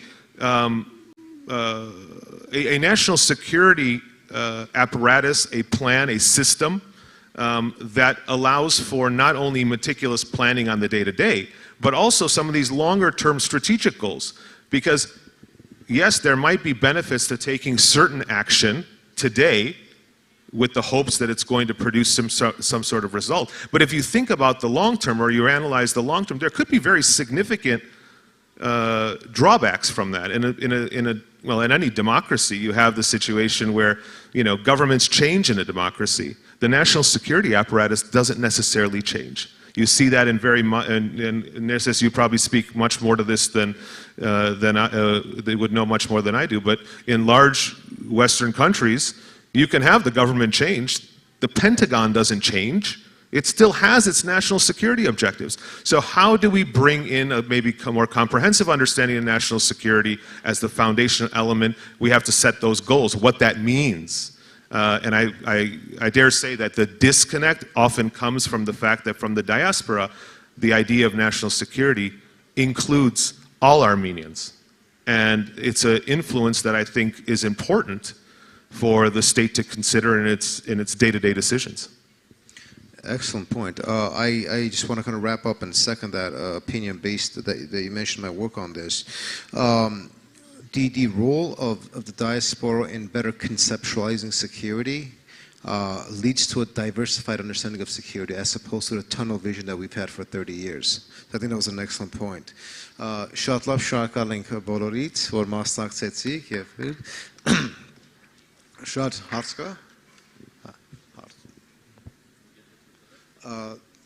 Պետք է գրեք հարցը չեն թողում բանով։ Կարող երևի հետո խոսանք, պլատֆորմ չփոխենք։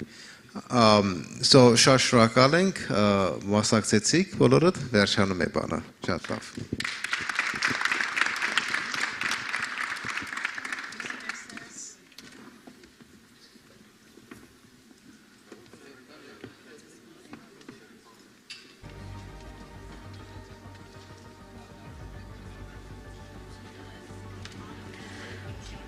Գագաթնաժողովի հարգելի մասնակիցներ, շնորհակալություն քննարկման համար, հիշեցնեմ, որ մի քանի րոպեից կսկսի պանելային հաջորդ քննարկումը, խնդրում ենք բոլոր սրահներից մասնակիցներին միանալ երկրորդ սրահին, որտեղ մի քանի րոպե անց քննարկելու ենք կառուցելով Հայաստան-Սփյուռք տնտեսական համագործակցություն թեմայով քննարկումը։ Մի քանի րոպեից մենք կներկայացնենք խոսնակներին եւ կխնդրենք զբաղեցնել ձեր տեղերը եւ ակտիվ ձեր հարցերը հղել հավելվածի միջոցով։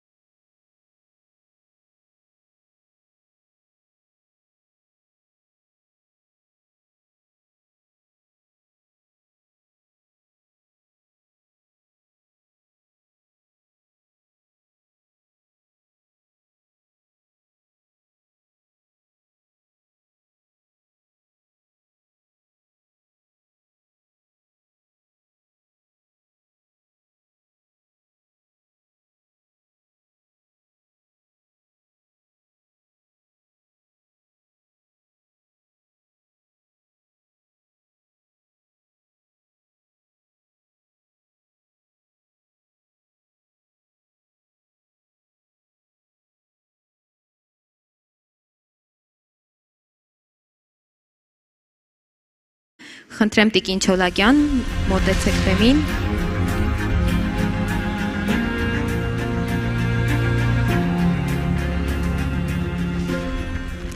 Քննարկման բանախոսներն են Հովսեն Պատվականյան,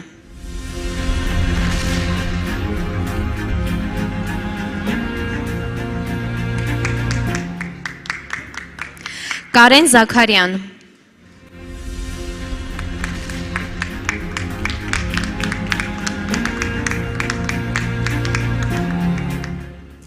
Սամսոն Ավետյան,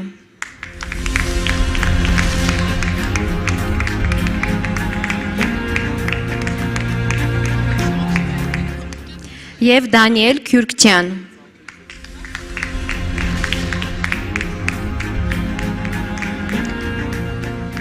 Հարգելի մասնակիցներ, ուզում ենք ևս մեկ անգամ հիշեցնել, հարցերը ուղղելու համար կարող եք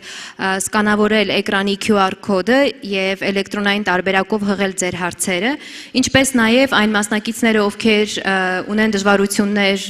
QR կոդը սկանավորելու հետ կապված կամ նախընտրում են այլ տարբերակով հարցերը ներկայացնել, կարող եք նիստի ընթացքում ձեռք բարձրացնել, սրահի աշխատակիցները կմոտենան ձեզ և գրի կառնեն ձեր հարցերը, որոնք մենք կփոխանցենք բանախոսներին և մոդերատորին։ Արդյունավետ քննարկում ենք ցանկանում։ Ողջույն, բարև ձեզ, ես Լարա Չոլակյանն եմ, իմ համար մեծ պատիվ է այսօրվա պանելային քննարկումը վարել, որը կկոչվի կառուցելով Հայաստան սփյուռք տնտեսական համագործակցությունը։ Ինչպես շատերս գիտենք, այս վերջի 30 տարիներու ընթացքում սփյուռքը բնածին կերպով ֆինանսական բարերար դեր կատարած է, ավելի բարեգործական օժանդակություն ցուցաբերելով Հայաստանին։ Սփյուռք Հայաստանը հարաբերությունը հիմնական միակողմանի եղած էր, սփյուռքը տալիս էր եւ Հայաստանը ստանում։ Բայց այս վերջի մի քանի տարիներու ընթացքում զգալի փոփոխություններ նշмарած ենք Սփյուռք Հայաստան հարաբերություններու հետ կապված։ Ավելի օտարերկրյա բիզնեսներ հիմնված են Հայաստանի մեջ, դուրս են ներդրումներ շատացած են եւ աշխատանքային ցանցեր զարգացած են։ Ասիկա շատ հայտնի երևույթ է, մանավանդ երբ կգնահատենք, որ ավելի քան 500 ստարտափներ ստեղծված են մեր փոքր երկրում շատ կարճ ժամանակահատվածում։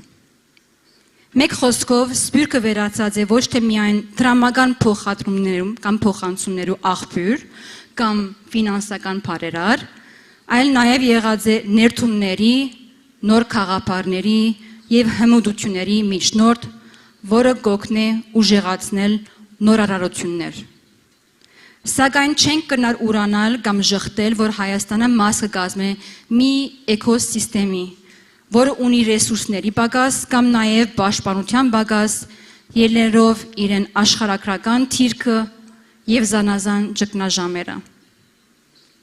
Այս պանելային քննարկման նպատակն է պատասխանել հարցեր մեր ներկա եւ ապագա Հայաստան-Սփյուռք համագործակցության հետ կապված, քննադատել որոշ քաղաց թասեր, ընդգծել նաև ներկա շուկան եւ միջավայրի պայմանները եւ բացահայտել գարիկները, որ կարող են ապահովել կամ զարգացնել անվտանգ եւ գայուն ներդրումներ, բիզնեսներ եւ համագործակցություններ։ Մեր քննարկումի ընթացքում կանդրադառնանք նաև նոր ծրագիրներ եւ ֆինանսական աղբյուրներ։ Սիրելի հանդիսատեսներ, ինչպես նշվեց, կխրախուսվի հարցումներ ուղարկել slido.com-ի հետ կապված, պիտի խնդրեմ գազագիրվիչները, որ անընդհատ ցույց տան այս QR կոդը, որ օգտագործեք եւ ամաման օգնեք մեզ, որ հետաքրքիր քննարկում ունենանք։ Եվ այսպես մեծ ուրախությամբ ձեզ կներկայացեմ մի շարք գիտակից, օրինակելի եւ փայլուն մասնակիցներ։ Իմ գողքս գտնվում է Հովսե Պատվականյան, Invest in Armeniայի հիմնադիր եւ գործադիր տնօրեն, նաեւ EBRD-ի եւ Հայաստանի ներդրումային խորհրդի ղեկավար։ Շնորհակալություն Հովսե։ Կարեն Զաքարյանը, Finarm, ֆինանսական շուկայի մասնակիցների ասոցիացիայի գործադիր տնօրեն։ Շնորհակալություն Կարեն ջան։ Samson Ավետյան, Samson-ը Հայաստանի Angel Investor Club-ի եւ Crowd Venture-ների համահիմնադիր եւ փոխնախագահ, նաեւ քրող եւ հեղինակ Armenia's Economy the Next 25 Years։ Շնորհակալ եմ Samson։ Եվ Ֆրանսիային ժամանած Բարոն Դանիել Գուրջյան, Ֆրանսա հայերի խորհրդի նախագահ, նաեւ Ֆրանսիայի եւ Հայաստանի Grand Thornton գազམ་ագերբության պատվավոր նախագահ։ Շնորհակալություն, պարոն Դանիել։ Ուրեմն սկսեցինք, մենք բոլորս հանդիպել ենք, քննարկած ենք մի քանի շարք հարցեր, որ կուզենանք անդրադառնալ այսօր։ Որոշ հարցեր կան, որ մենք ունենք, որ արդեն ամեն մեկս յուրաքանչյուրս կպատասխանի հերթականությամբ, իր փորձը ցերփերելով եւ ցուցադրելով, հետո արդեն իհարկե կսպասենք ձեր հարցումներին։ Առաջինը Հայաստանը գաղված է օտարերկրյա ուղիղ ներդրումների, կամ ասում են foreign direct investment, բայց անհատներ կամ բիզնեսներ ներդրում անելու մտավախություններ կարող են ունենալ, ելնելով երկրի իրավիճակից։ Վերջերս տեսանք ինչպես արհեստական պայմաններ օգնեցին, որ ռուսական բիզնեսները մտնեն մեր Հայաստանի շուկան։ Եվ դա արդյունքն է Ռուսաստան-Ուկրաինայի պատերազմի պատճառով։ Բայց ինչ մտածված գործոններ կամ ֆակտորներ մեզ պետք են, որ ավելի գայուն պայմաններ ունենանք, որ ավելի ներդրումներ հաստատվին Սփյուռքից կամ օտար ազգերից։ Սկսենք Հովսեփով։ Կարծեմ ձեր կողքը պետք է չկա։ It's okay. Shnorakalutsun, thank you very much, everyone, for being here. And it will be my pleasure to join the panel and to share the experience that we've had through Invest in Armenia and through Investment Council of Armenia. Referring to Laura's point, I would rephrase it, and instead of stipulating it as artificial conditions for the other businesses to turn to Armenia, rather than external conditions that helped those businesses to see the objective reality and the objective ecosystem Armenia has to offer. When it comes to Armenia's access to markets, it's one of the few countries in the region where doing business will allow you the access to the Eurasian Economic Union countries and their markets, but at the same time access to the European Union markets. And that's how Armenia should position itself. And that's how it positions itself for the past several years. Because it's very hard to find a country that has both good relations with the European Union and Eurasian Economic Union. On the other hand, has the border with Iran and good relations with the Gulf countries in the Arab world. The second factor should be the tax system and how much each business will pay to be in Armenia and how painful it will be to move their business here. When it comes to Armenia, it's very easy to register business here. It takes up to 20 minutes to register a business in Armenia. It doesn't require any minimum capital requirement. And when it comes to the taxation, our taxation system is quite flexible. Why many IT companies prefer Armenia? Because all these factors are pretty much in line. They can move here with their small teams up to 30 people and be fully tax exempt and pay lower income tax, personal income tax of 10%. They can move their full offices with 50 plus people to Armenia, and then they will be reimbursed their personal income tax up to 50% of those. So many more factors like this makes Armenia stand out in the region. And that's why many companies have started to look towards Armenia as the reference point to enter larger markets, both the European Union markets and the Eurasian Economic Union markets, but also to feel safe here when it comes to taxation, to feel safe here when it comes to the registration of business. But most importantly, what we need to focus on furthermore is to keep them in the country,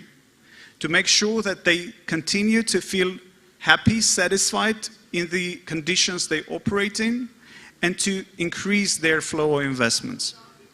This will be just a short remark of how we feel through our experience, what's going on in Armenia right now.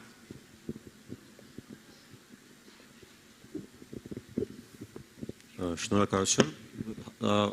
Լեզուն հայերեն ասենք կամ պարիտետը պահենք, հա հայերենով խոսեմ։ Բայց կարող ենք պարիտետը պահել, մի մասը անգլերեն, մի մասը հայերեն, որ ոչ մեկ ինչ նեղացնեն։ Իմ համար շատ պարզ բանաձև կա ներդրումներ ներգրավելու, լինի դա ներքին ներդրումներ կամ արտաքին, իհարկե այս բանաձևը շատ ավելի ակտուալ արտաքին ներդրողների դեպքում, ընդհանրապես պետք է ապահովել շատ հարմարավետ պայմաններ, այդ հարմարավետը ընդգծված, կանդրադառնամ հետո դրան թե դա ինչ է նշանակում, հարմարավետ պայմաններ ներդրողների համար։ Իսկ ինչ է նշանակում հարմարավետ։ Հարմարավետ նշանակում է, որ մարդկանց համար առանց լրացուցիչ ջանքեր գործադրելու մեխանիզմ է ապահովում, որպեսզի կարողանա Հայաստանում բիզնես անել եւ փող աշխատել։ Առանց լրացուցիչ ջանքերու ենթադրում է, որ այն ինչին իրան սովոր է զարգացած երկրներում, կլինի Եվրոմիության երկրներ, կլինի Միացյալ Նահանգները, նմանատիպ կարգավորումներ կան նաև քո երկրում։ Եվ ամեն ինչը շատ պարզ ու հասկանալի է։ Այսինքն, եթե ինչ-որ մի բան գրված է օրենքում, դա հենց այդպես էլ կիրառվում է։ Եթե մենք այսպիսի մեխանիզմներ կարողանանք ունենալ, դա ամենալավ պայմաններն է ստեղծելու ներդրումների համար։ Եվ ինչպես Օսեփը նշեց, մենք Հայաստանում արդեն բավական լավ աշխատանք կատարված է այդ ուղղությամբ եւ կարգավորումների զգալի մասը արդեն համապատասխանում են այդ պահանջներին, չնայած մենք դեռ այստեղ աշխատանք ունենք անելու։ Եվ այս մասով կարծում եմ ամփոփելով այս առաջի հատվածի մտքերը, որ շատ կարևոր է լինելու, որպեսզի պետությունը ցուցադրաբար ներկայացնի իր հանձնառությունը, որ պատրաստ է աջակցել ներդրողներին, դա մի քանի ուղղությամբ կարող է տեղի ունենալ։ Առաջինը, որ ստեղծված են համապատասխան ենթակառուցվածքներ, որը պետության կողմից երաշխավորված է եւ այդ ներդրումները կատարում են շատ պարզ, հեշտ եւ ժամանակակից տեխնոլոգիաների օգտագործմամբ, այսինքն դու չես կարող երիտասարդ սերնդին, որը սովոր է սոցիալական կյանքերում անցկացնել իր արթուն ժամանակահատվածի մեծ մասը, ստիպել, որ պետք է ինչ-որ փաստաթղթեր ստորագրելու համար ինչ-որ իրավական ընթացակարգեր անցնի եւ այլն, ամեն ինչը պետք է կատարվի սմարթֆոնի, էկրանի եւ կամերայի օգնությամբ։ Եվ այստեղ մենք այդ համապատասխան ճանապարհի ենք, այն ոլորտերում, որտեղ որ իրականացվել են, դրանք հաջողությամբ կիրառվում են, բայց որոշ տեղերում մենք այդ ճանապարհին ենք, կարծում դրա մասին դեռ կխոսենք։ Շնորհակալություն։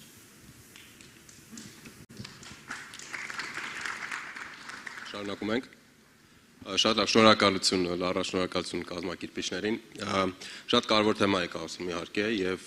այն խնդիրները, որ Հայաստանը ունի ռիսկային առումով, բավականին անդրադառնում են նաեւ ներդրումների վրա։ Ներդրումները ամենազգայուն, ասենց ասեմ,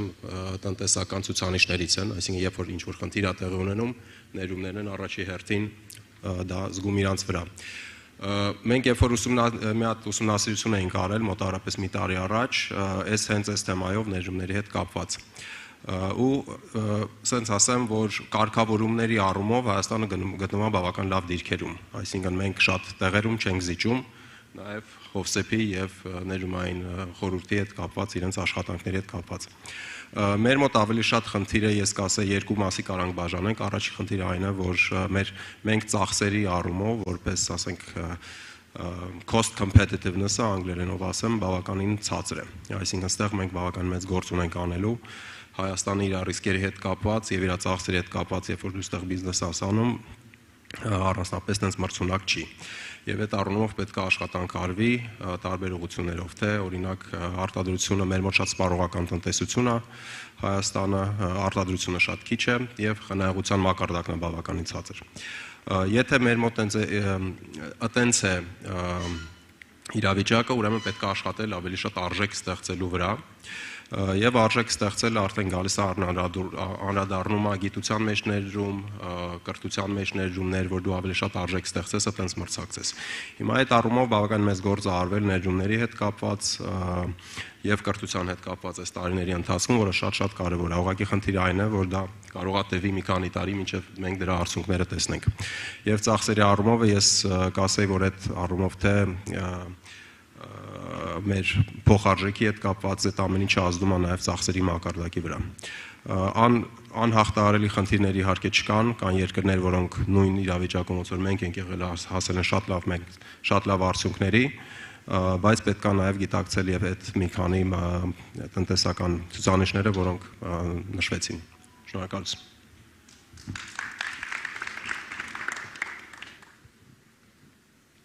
Yeah, all the story is to explain to people that Armenia is the place to be, is the place to invest, and Armenia not only as a domestic country, but as a hub, as a regional hub, open to Central Asia and to Middle East. So the narrative is a bit long, is a bit complex, but it is what we need to achieve. To begin with, two basic statements. Doing business is risky. If you are risk adverse, it's better not to do business. The second statement is that, in fact, by the time being, there are very few places, very few countries where the business is safe. Is it safer to do business in the Middle East? Is it safer to do business in Mexico, in Argentina, in Brasilia? No. So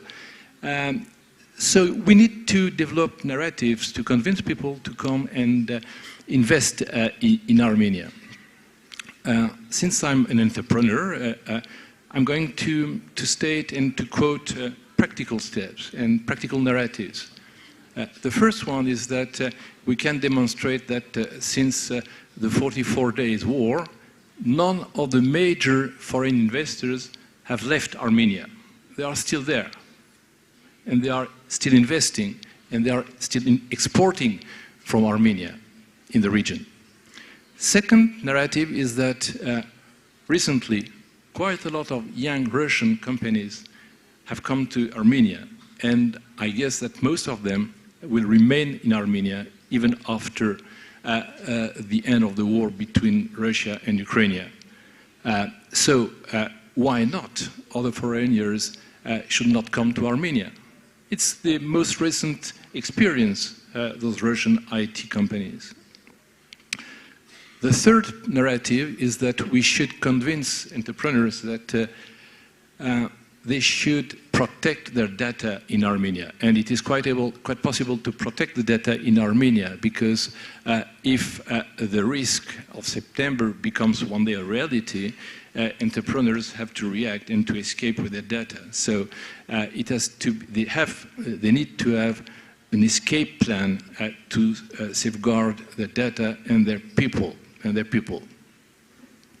And lastly, most of the countries, and especially France, a country I well know, have insurance policies which protect their investment abroad, and especially in risky countries. So with all those four narratives, very practical narratives, I think that we should convince entrepreneurs to come invest in Armenia and to remain in Armenia.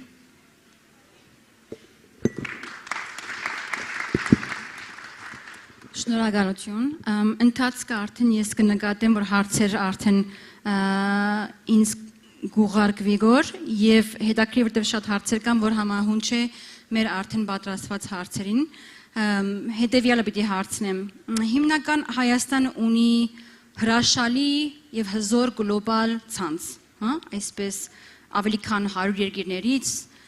միլիոնավոր ժողովուրդ, որ ունի մերձավորություն, affinity այս երկրի հետ, որը սպյուրքն է։ Քիչ առաջ պարոն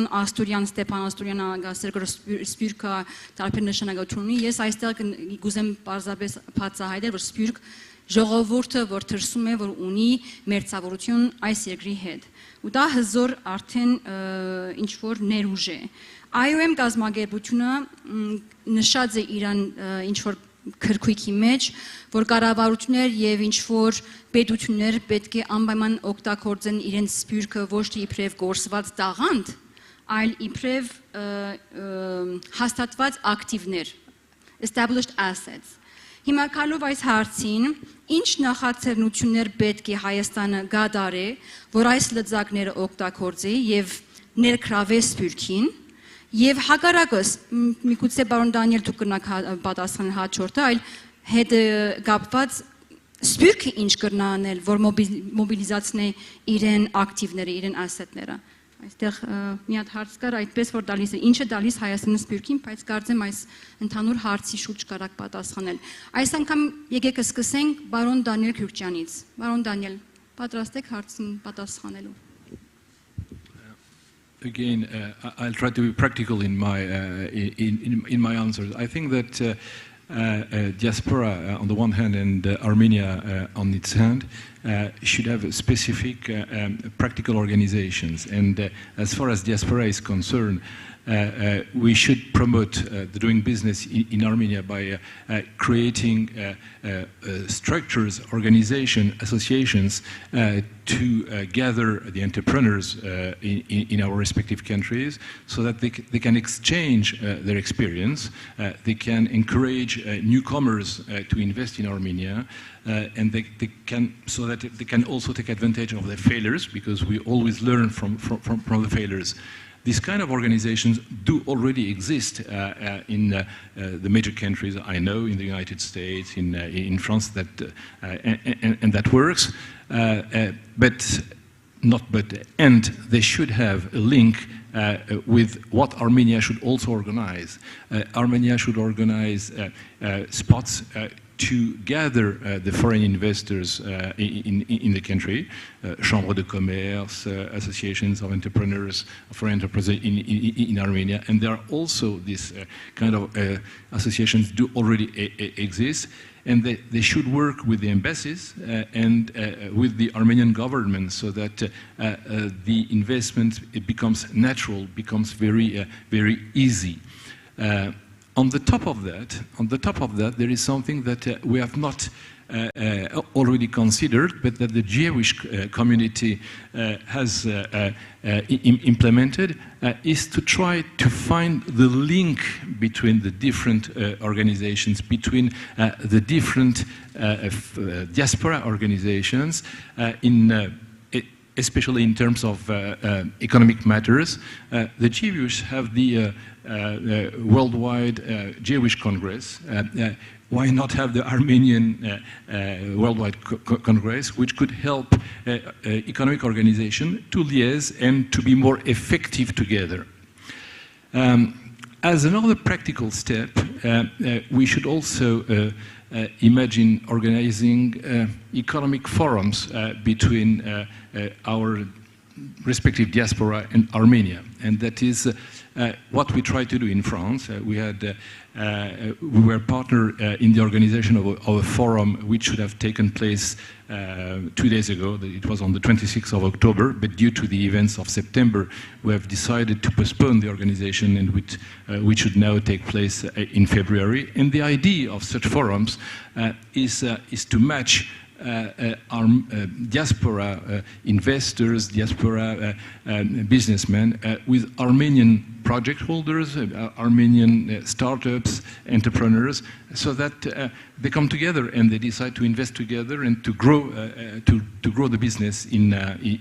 Armenia. So those are practical steps, and at the end of the day, based on our experience, I think that it's not so difficult to do and to have great achievements.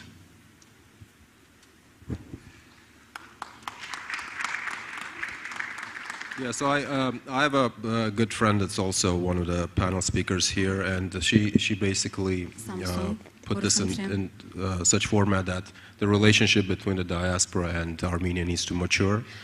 And I think that's a good quote, and maturity meaning that it has to be sustainable for the long run. And I kind of tried thinking about how to decompose this sustainability. In my kind of perception, this sustainability needs to be based on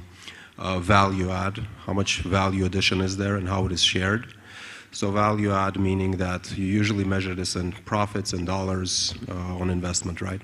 And in this case, there need to be tools, and I think there will be a couple of tools that that is going to be talked about today. But these tools need to be used. There needs to be mutual value creation, and this value creation needs to be shared as well.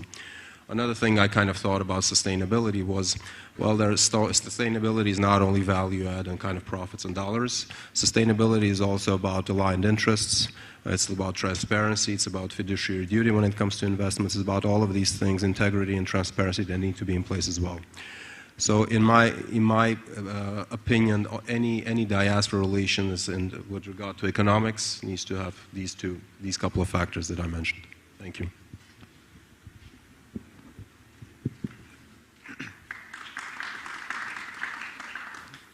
Ես ավանդույթը պահեմ հայերենով խոսեմ։ Ես հիմա ներկայացնում եմ ֆինանսական շուկայի ոլորտը եւ այդ ֆինանսական շուկայի մասնակիցների ասոցիացիայի տնօրենն եմ։ Իսկ դրանից առաջ երկար տարիներ եղել եմ Հայաստանում ֆոնդային բորսայի փոխտնօրենը, որը որոշակի տևական ժամանակ նաեւ NASDAQ-ի համակարգում էր ու այնտեղ senior managing director է, այսինքն այդ համակարգը ասենց ամբողջությամբ ներսից գիտեմ։ Ու շատ կարևոր եմ համարում, որ Հայաստանում եւ Սփյուռքի հարաբերության մեջ օգտագործվեն այդ կապիտալի շուկայի գործիքները եւ այս մասով մի քանի բաներ կան, գործողություններ կան, որոնք կարծում ենք, որ պետք է անպայման իրականացվեն եւ մենք լուրջ հիմա ջանքեր ու ռեսուրսներ ենք դնում դա իրականացնելու համար, չնայած դրա ոչ ուղղակի, ոչ անուղղակիորեն, այսպես ամիջապես ֆինանսական տնտեսական էֆեկտներ մեր վրա չենք ունենալու։ Խոսքը կապիտալի շուկայի գործիքները կիրառելով Սփյուռքից հնարավոր ներդրումներ ներգրավելու մեխանիզմի մասին է։ Մարքեթինգային անունը իր diaspora bonds-ը, Սփյուռքի պարտատոմսեր, ինձ ավելի շատ դուր է գալիս հայքի պարտատոմսեր ասել է, որովհետև դրա նպատակը լինելու է ունենալ շատ հստակ այն առաջին հարցին պատասխանեցել ասացի, որ ներդրումներ ներգրավել համար պետք է կարևոր պայմանը հարմարավետությունն է։ Այսինքն պետք է ներդրողներին տալ շատ հարմարավետ, իրանց համար շատ հասկանալի եւ առանց լիացուցիչ ջանքեր չպահանջող մեխանիզմ, որով իրանք կարող են 1-2 քլիկով ներդրում կատարել Հայաստանում։ Ինչպես է դա աշխատում։ Իմիջիայից ես ասեմ, որ այդ ոլորտը պետական ֆինանսների եւ այլն բավական զարգացած է Հայաստանում եւ Հայաստանը այս պահին ունի 1 միլիարդ 750 միլիոն դոլարի թողարկած եվրոբոնդեր, այսինքն արտարժութային պարտատոմսեր ունի թողարկած, միջազգային ֆինանսական շուկաներում շատ վստահում հավատում են Հայաստանի պետությանը, Հայաստանը արդեն բարեհաջող նաև մարել է նախկինում թողարկած պարտատոմսեր եւ այս առումով մենք բավականին լավ դիրքերում ենք միջազգային շուկայում եւ եթե խնդիրը նրանում է թե Հայաստանում որևէ պրոյեկտ ֆինանսավորելու համար ֆինանսավորում է պետք, ապա ես դες հավատացնում եմ Հայաստանը կգտնի այդ աղբյուրները, ոնց այդ ֆինանսավորումը ներգրավի։ Ամբողջ հարցը նրանում է թե երբ քեզ պետք է գա այդ ֆինանսավորումը եւ ինչի համար, եւ արդյոք այդ երբ եւ ինչի համար ֆինանսավորումը երբ որ պետք է գա, այս ստանդարտ գործող մեխանիզմները դրա համար աշխատում են։ Օրինակ, երբ որ եթե պատերազմական իրավիճակում երկիրը նորից փորձի թողարկել եվրոպարտատոմսեր, ապա այնպիսի բարձր եկամտաբերություններ կլինի դրա համար, որ հետո երկիրը տասնամյակներով չի կարողանա դրա տակից դուրս գա, որովհետև արդեն բոլորը սովորացել լինելու, որ այսպիսի երկիրը օրինակ պիտի պարտատոմսեր թողարկի եւ ներգրավի այսքան բարձր եկամտաբերությամբ։ Դրանից ցածրը արդեն նշանակում է, որ այդ երկրին ֆինանսավորում չեն տա։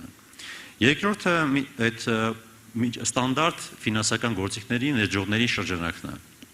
Իրանք անսովորաբար ընտրում են ավելի հանգիստ երկրներ, որտեղ ռիսկերը այդքան շատ չեն, կամ եթե ռիսկերը կան, ապա կառավարելի եւ հասկանալի են, եւ ցանկացած քրիտիկական իրավիճակում այդ գումարները դուրս են հոսում։ Այսինքն դուք պատկերացրեք, դուք ունեք ֆինանսական միջոցների կարիք եւ այդ պահին ձեր հին պարտատերերը մտնում են շուկա եւ նետում են, այսպես ասած, այդ պարտատոմսերը վաճառում են ինչ գնով է լինի, որպեսզի շուկայից դուրս գան։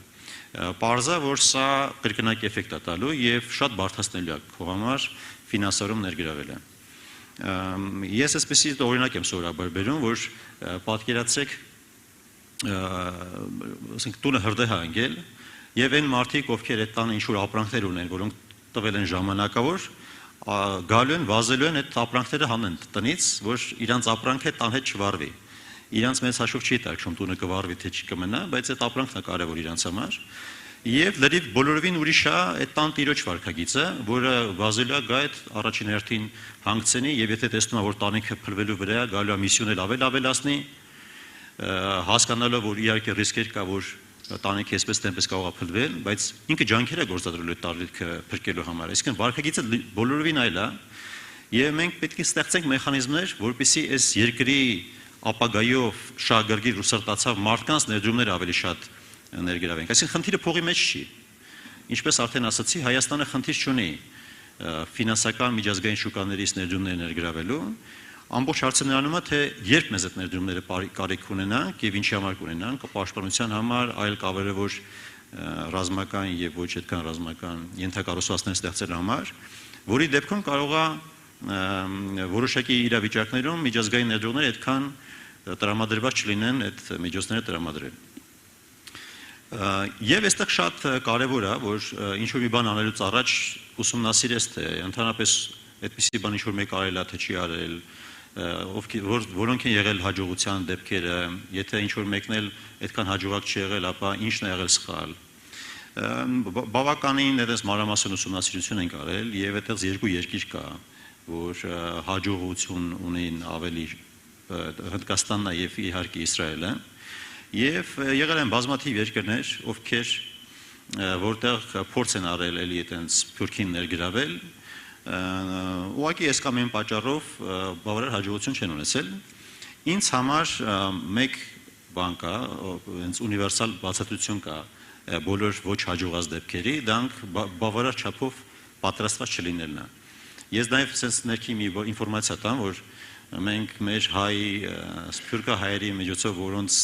network-ը եւ կապերը ֆանտաստիկ են ուղղակի, մենք այդ կապի ենք դուրս եկել Իսրայելի բոնդերի CFO-ի հետ, իր հետ մոտ 2 ժամ այտենց ոչ հրապարակային զրույց ենք ունեցել, բազմաթիվ ինսայթներ ենք իմացել իրանք ոնց են արել, որ տեղերում են մի փոքր սայթակել հետ ուղղել, ինչպես պետք է անենք, որ իրենց տիպուս խաները չկրկնենք, ոնց անենք, որ շատ ավելի արագ լինի մեր մոտ։ Եվ ինքը այդ հանդիպումից հետո իր ընկերոջը, որ հետո պարզվեց մեր ընդհանուր ընկերոջը տեսանոթն է, ասել էր, որ ես իհարկե շատ հաջորդորեն զարմացած եմ ու հիացած եմ ձեր թիմի պատրաստվածության, որովհետև 22 տարի ինքը այդ կազմակերպությունում աշխատում, ասում է ինձ տասնյակ, բան չգիտեմ, մի քանի տասնյակ տարբեր երկրներից մարդիկ են դիմել, խնդրել, որ կիսվենք մեր փորձով, ասում է երբևէ այսպիսի պատրաստվածություն չի եղել, որ մարդիկ հասկանան, թե ինչի մասին են խոսում, տնային աշխատանք արած գան, կոնկրետ հարցեր տան, նույնիսկ այնպիսի հարցեր, որ ստիպված են մեկ-մեկ ասել, որ կներեք դա առևտրային գաղտնիք է, դա ձեր հետ չենք բացի։ Այնուամենայնիվ, այս պրոյեկտի հաջողության գաղտնիքը լավ պատրաստվելն է։ Եվ նաև ինչով է տարբերվում նա սովորական պարտատոմսերից, որոնք այսօր Հայաստանի Հանրապետություն թողարկում են։ Նախ կրկին էլի շեշտեմ, հարմարավետությունը։ Այսինքն, որպեսզի օրինակ Միացյալ Նահանգներում ապրող մեր հայրենակցի համար հարմարավետ լինի այդ պարտատոմսը առնելու, պետք է իր համար հասկանալի օրենսդրությամբ դա թողարկած լինի։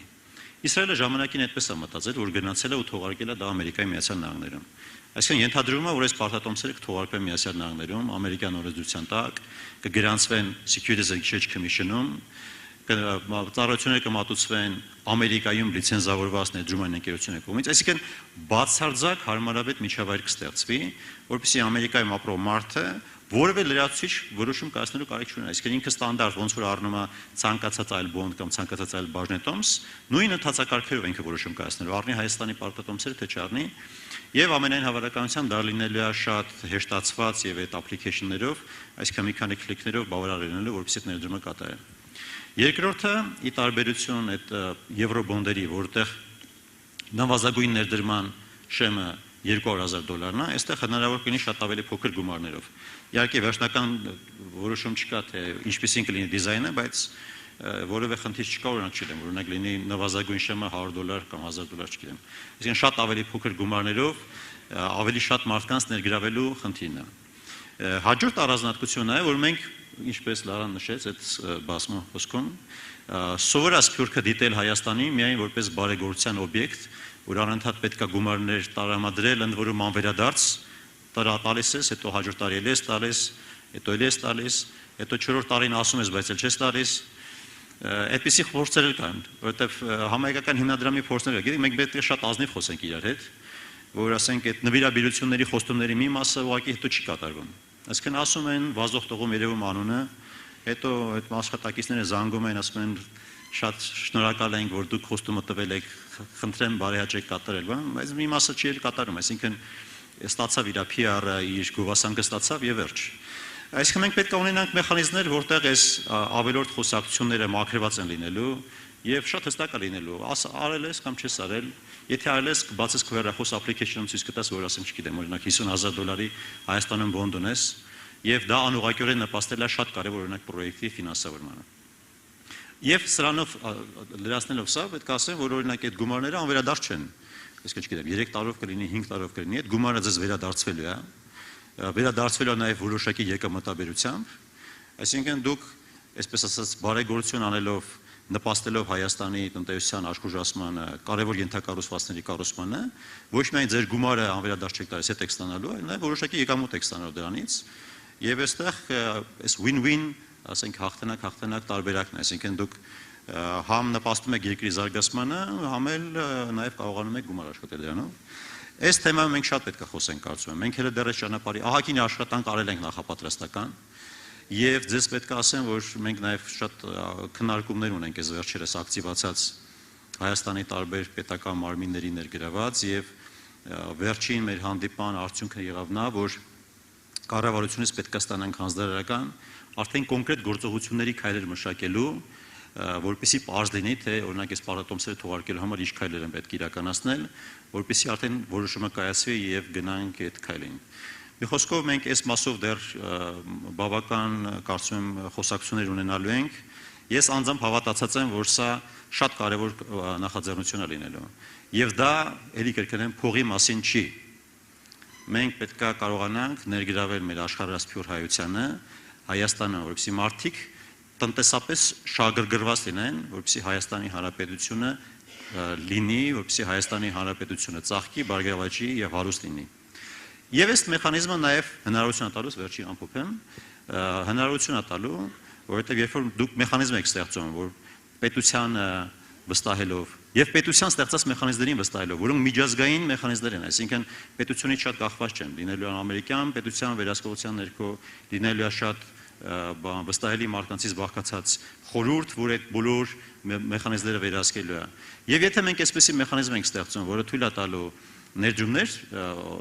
ներգրավել Հայաստան, այստեղ կարող են ստեղծվել լրացուցիչ զուգահեռ մեխանիզմներ, որոնք կարող են նաև մասնավոր ներդրումների հոսք ապահովել։ Այսինքն պետությունը այստեղ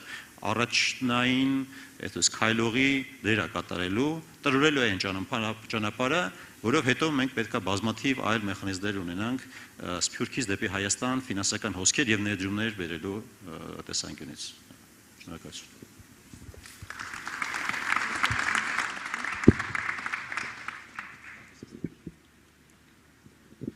Շնորհակալություն։ Շնորհակալություն։ Եկեք այս մեկը հայերեն ձևակերպեմ, կփորձեմ կարճ լինել։ Երբ մենք խոսում ենք Սփյուռք-Հայաստան ինստիտուցիոնալ կապի մասին, մենք մեր կազմակերպությունով փորձեցինք քարտեզագրել խնդիր, բայց ոչ միայն բարձրաձայնենք խնդիր, այլ նաև տանք լուծում։ Առաջին խնդիրը նա էր, երբ խոսում ենք Սփյուռքի ներկայացուցիչների հետ, բոլորը ասում են մենք ուզում ենք Հայաստանում ներդրում անել, բայց ժամանակ չունենք ինքներս գալ, ինքներս այդ ամենով զբաղվել, մեզ տվեք նախագծեր, մեզ տվեք պրոյեկտներ, որպեսզի այս պրոյեկտներում մենք պատրաստի պրոյեկտներում, որոնք ստուգվել են, որոնք վեթինգ են անցել, որ մենք ներդրում կատարենք։ Ըստ այդմ ստեղծվեց investin.am պլատֆորմը, որտեղ կարող եք տեսնել տարբեր պրոջեկտներ, որտեղ կարող եք ներդրում կատարել, որոնք արդեն անցել են վեթինգ, որոնք անցել են feasibility check-եր, որոնք մեծ մասամբ գործող բիզնեսներ են, որոնք ընդլայնվելու կարիք ունեն եւ ֆինանս են փնտրում։ Այնտեղ կարող եք տեսնել նաև ինչ մասնաբաժիններ իրենք պատրաստ տալ, ինչ հաղորդաբերություն տվյալ պրոյեկտներ ունեն, ավելի մանրամասն ծանոթանաք բիզնես պլաններին եւ այլն։ Այնտեղ նաև կառուցված է մի քանի այլ tool-եր, դրանցից մեկն է online text calculator, որ կարող եք հասկանալ որպես օտարերկրյա ներդրող ինչ հարկային բեռ կունենաք Հայաստանում ներդրում անելիս եւ այլ բավականին լավ գործիքներ։ Մյուս խնդիրը, որ ֆիքսեցինք, տեսեք, անընդհատ մենք խոսում ենք ու Հայաստանի Սփյուռքի կապի շրջանակում ասվում է, որ մենք չենք ուզում Սփյուռքը դիտարկել որպես բարեգործության աղբյուր, Այո, մենք ուզում ենք Սփյուռքը դիտարկել, որ փոքր ներդրումներով հնարավոր ինվեստմենտի միջոց։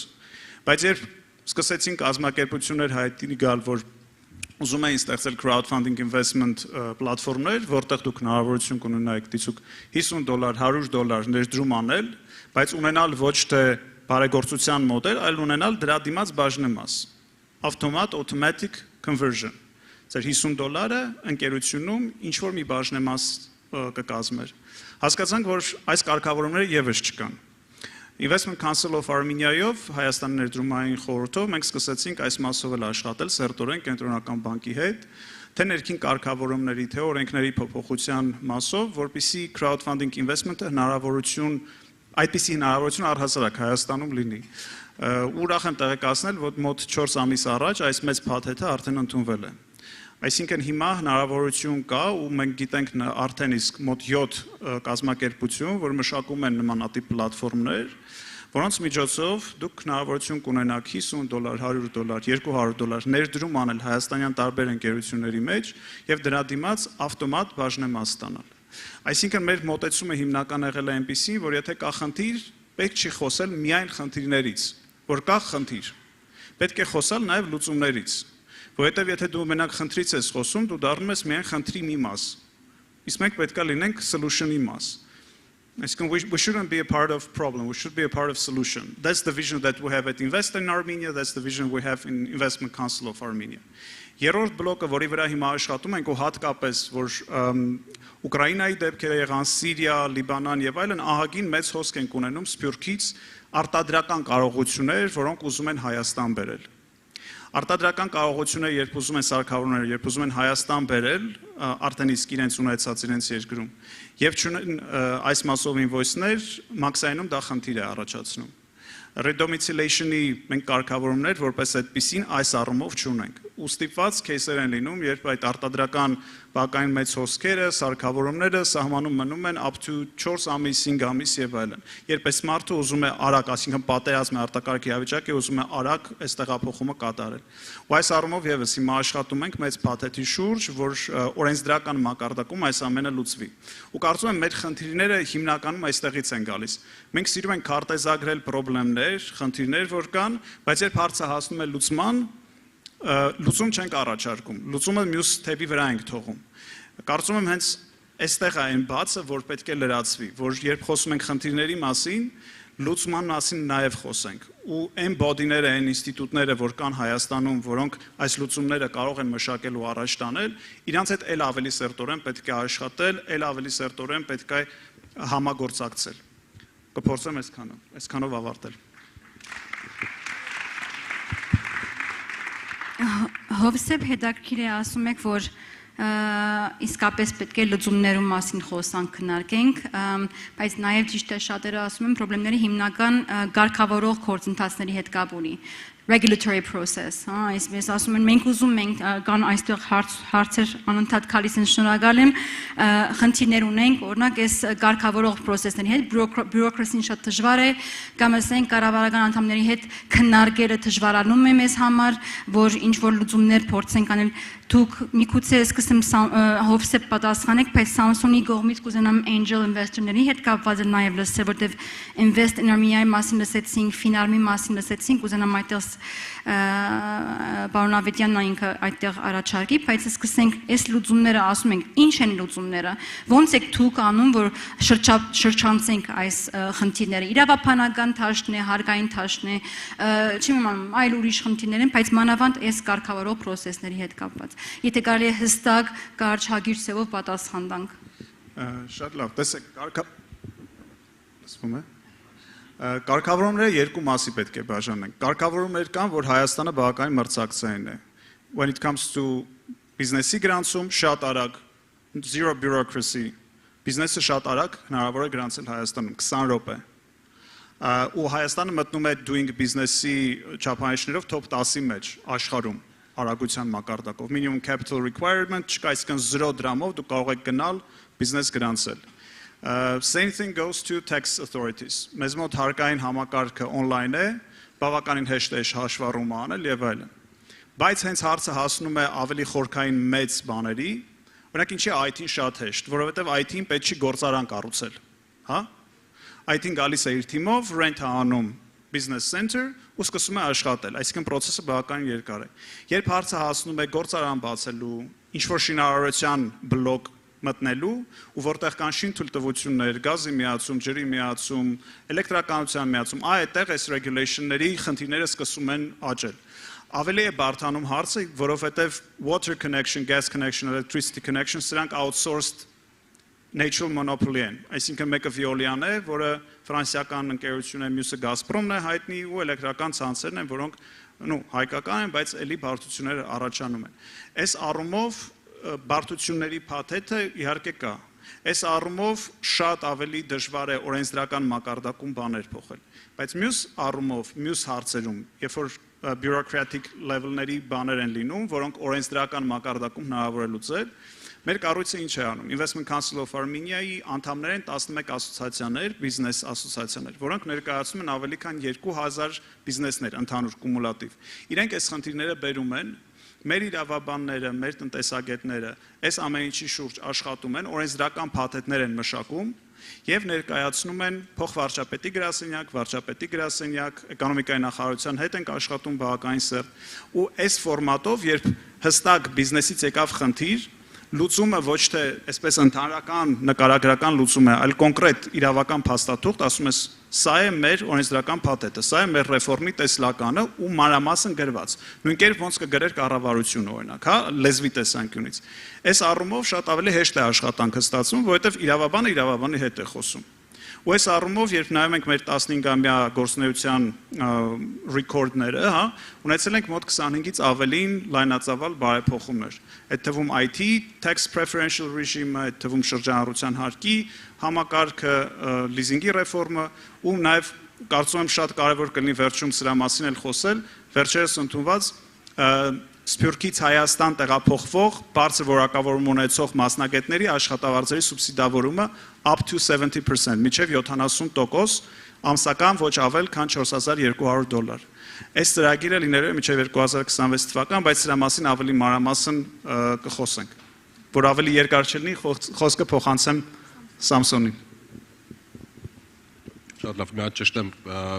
նախագծի շուրջը այկայի մասին խոսենք, թե ինչ հնարավորություններ կան, տենց էր հարցը։ Դե ես գիտեմ որ օրինակ Հովսեփը եւ Կարենը խոսեցին մի քիչ իրենց ոլորտների հետ կապված նախ կուզենամ շատ կարծեվով ներկայացեք մի քիչ angel investor-ների մասով ու ինչ լուծումներ դուք դեսեք օգտագործեք որ շնչացեք այս խնդիրները կամ լուծում գտնեք որտեղ լուծումների մասին խոսում էր Հովսեփը կուզենամ ավելի հստակ պատասխան դուք էլ տաք եթե կարելի է։ Շնորհակալություն։ Դե մենք 2018-ին սկսեցինք Angel Investor Club of Armenia-ի նախագիծը, որը մեր ներդրողներին, հրեշտակ ներդրողներին հնարավորություն է տալիս ներդրում անել Հայաստանի ստարտափների մեջ, նորարար ստարտափների մեջ մասնավորապես։ 2020-ին մենք որոշեցինք, որ շատ ավելի մեծ ջանքեր պետք է դնենք դրա մեջ, որպեսզի ասենց ասեմ Հայաստանի ամենաերևի թե քրիտիկական ոլորտն է, քրիտիկական մասնավոր ոլորտն է, որ պետք է բոլոր առումներով աջակցել։ 2020-ին մենք փորձեցինք դա շատ ավելի մեծ ջանքերով անել պատերազմից հետո եւս մի հատ ընկեր ունեմ, որը ասում է թե նախկին սերունդների վրա բաշխել ինչ որ բան արդեն դա կապ չունի, մյուս սերունդների վրա թողել կարող է երկիր չունենանք, նենց որ այս ամեն ինչը մենք պետք է անենք, նենց որ այս պահին բավական մեծ եռանդով մի քանի նախագիծ ենք անում, մի նախագիծը, որը նշեց Լարան եւ Հովսեփն է մի քանի բառով նկարագրեց crowd investing-ի մասին է խոսքը, equity crowdfunding-ի, մենք փորձում ենք այս success story-ին, Հայաստանի success story-ին, որը tech ոլորտն է, մենք փորձում ենք դա հանրայնացնել։ Այսինքն բոլորս կարող ենք մասնակցել ինչ որ փոքր գումարով, $50, $20, $100, որպես ներդրում մեր tech ոլորտի ամենահաջողված ստարտափների մեջ։ Սա շատ բավականին ոչ թե շատ տարբեր բնագավառներում բավականին լավ impact կարող անենա, հայերեն խոսքը չեմ գտնում, նենց որ այդ առումով ես կարծում եմ բոլորս կարող ենք աջակցել այս ոլորտին ու այս ոլորտը, որ մեր համար շատ կարևոր է, տեխնոլոգիական է, տարբեր տիպի իր մաներով, թե խնայողությունների վրա, թե ներդրումների վրա, մենք այդ գործիքով, որը վերահսկելու է կենտրոնական բանկի կողմից, դու ուղղակիորեն կարող ես ձևավորել ապագան, այսինքն երբ դու կարող ես ներդրում անել քո այն ստարտափի մեջ, որը դու հավատում ես, ասենց ասեմ, իր թիմին, դու ներդրում ես անում այդ ստարտափի մեջ, որպեսզի ինքը ուստեղծես այն ապագան, որ այդ կապը շատ հստակ է։ Շատ տարբեր դրական պրինցիպների վրա է հիմնված, բայց եթե եւս հետաքրություն ունեք, կարող եք կապի մեջ լինել մեր հետ եւ մենք եւս կնկարագրենք այդ ամեն ինչը ձեր համար։ Շնորհակալություն։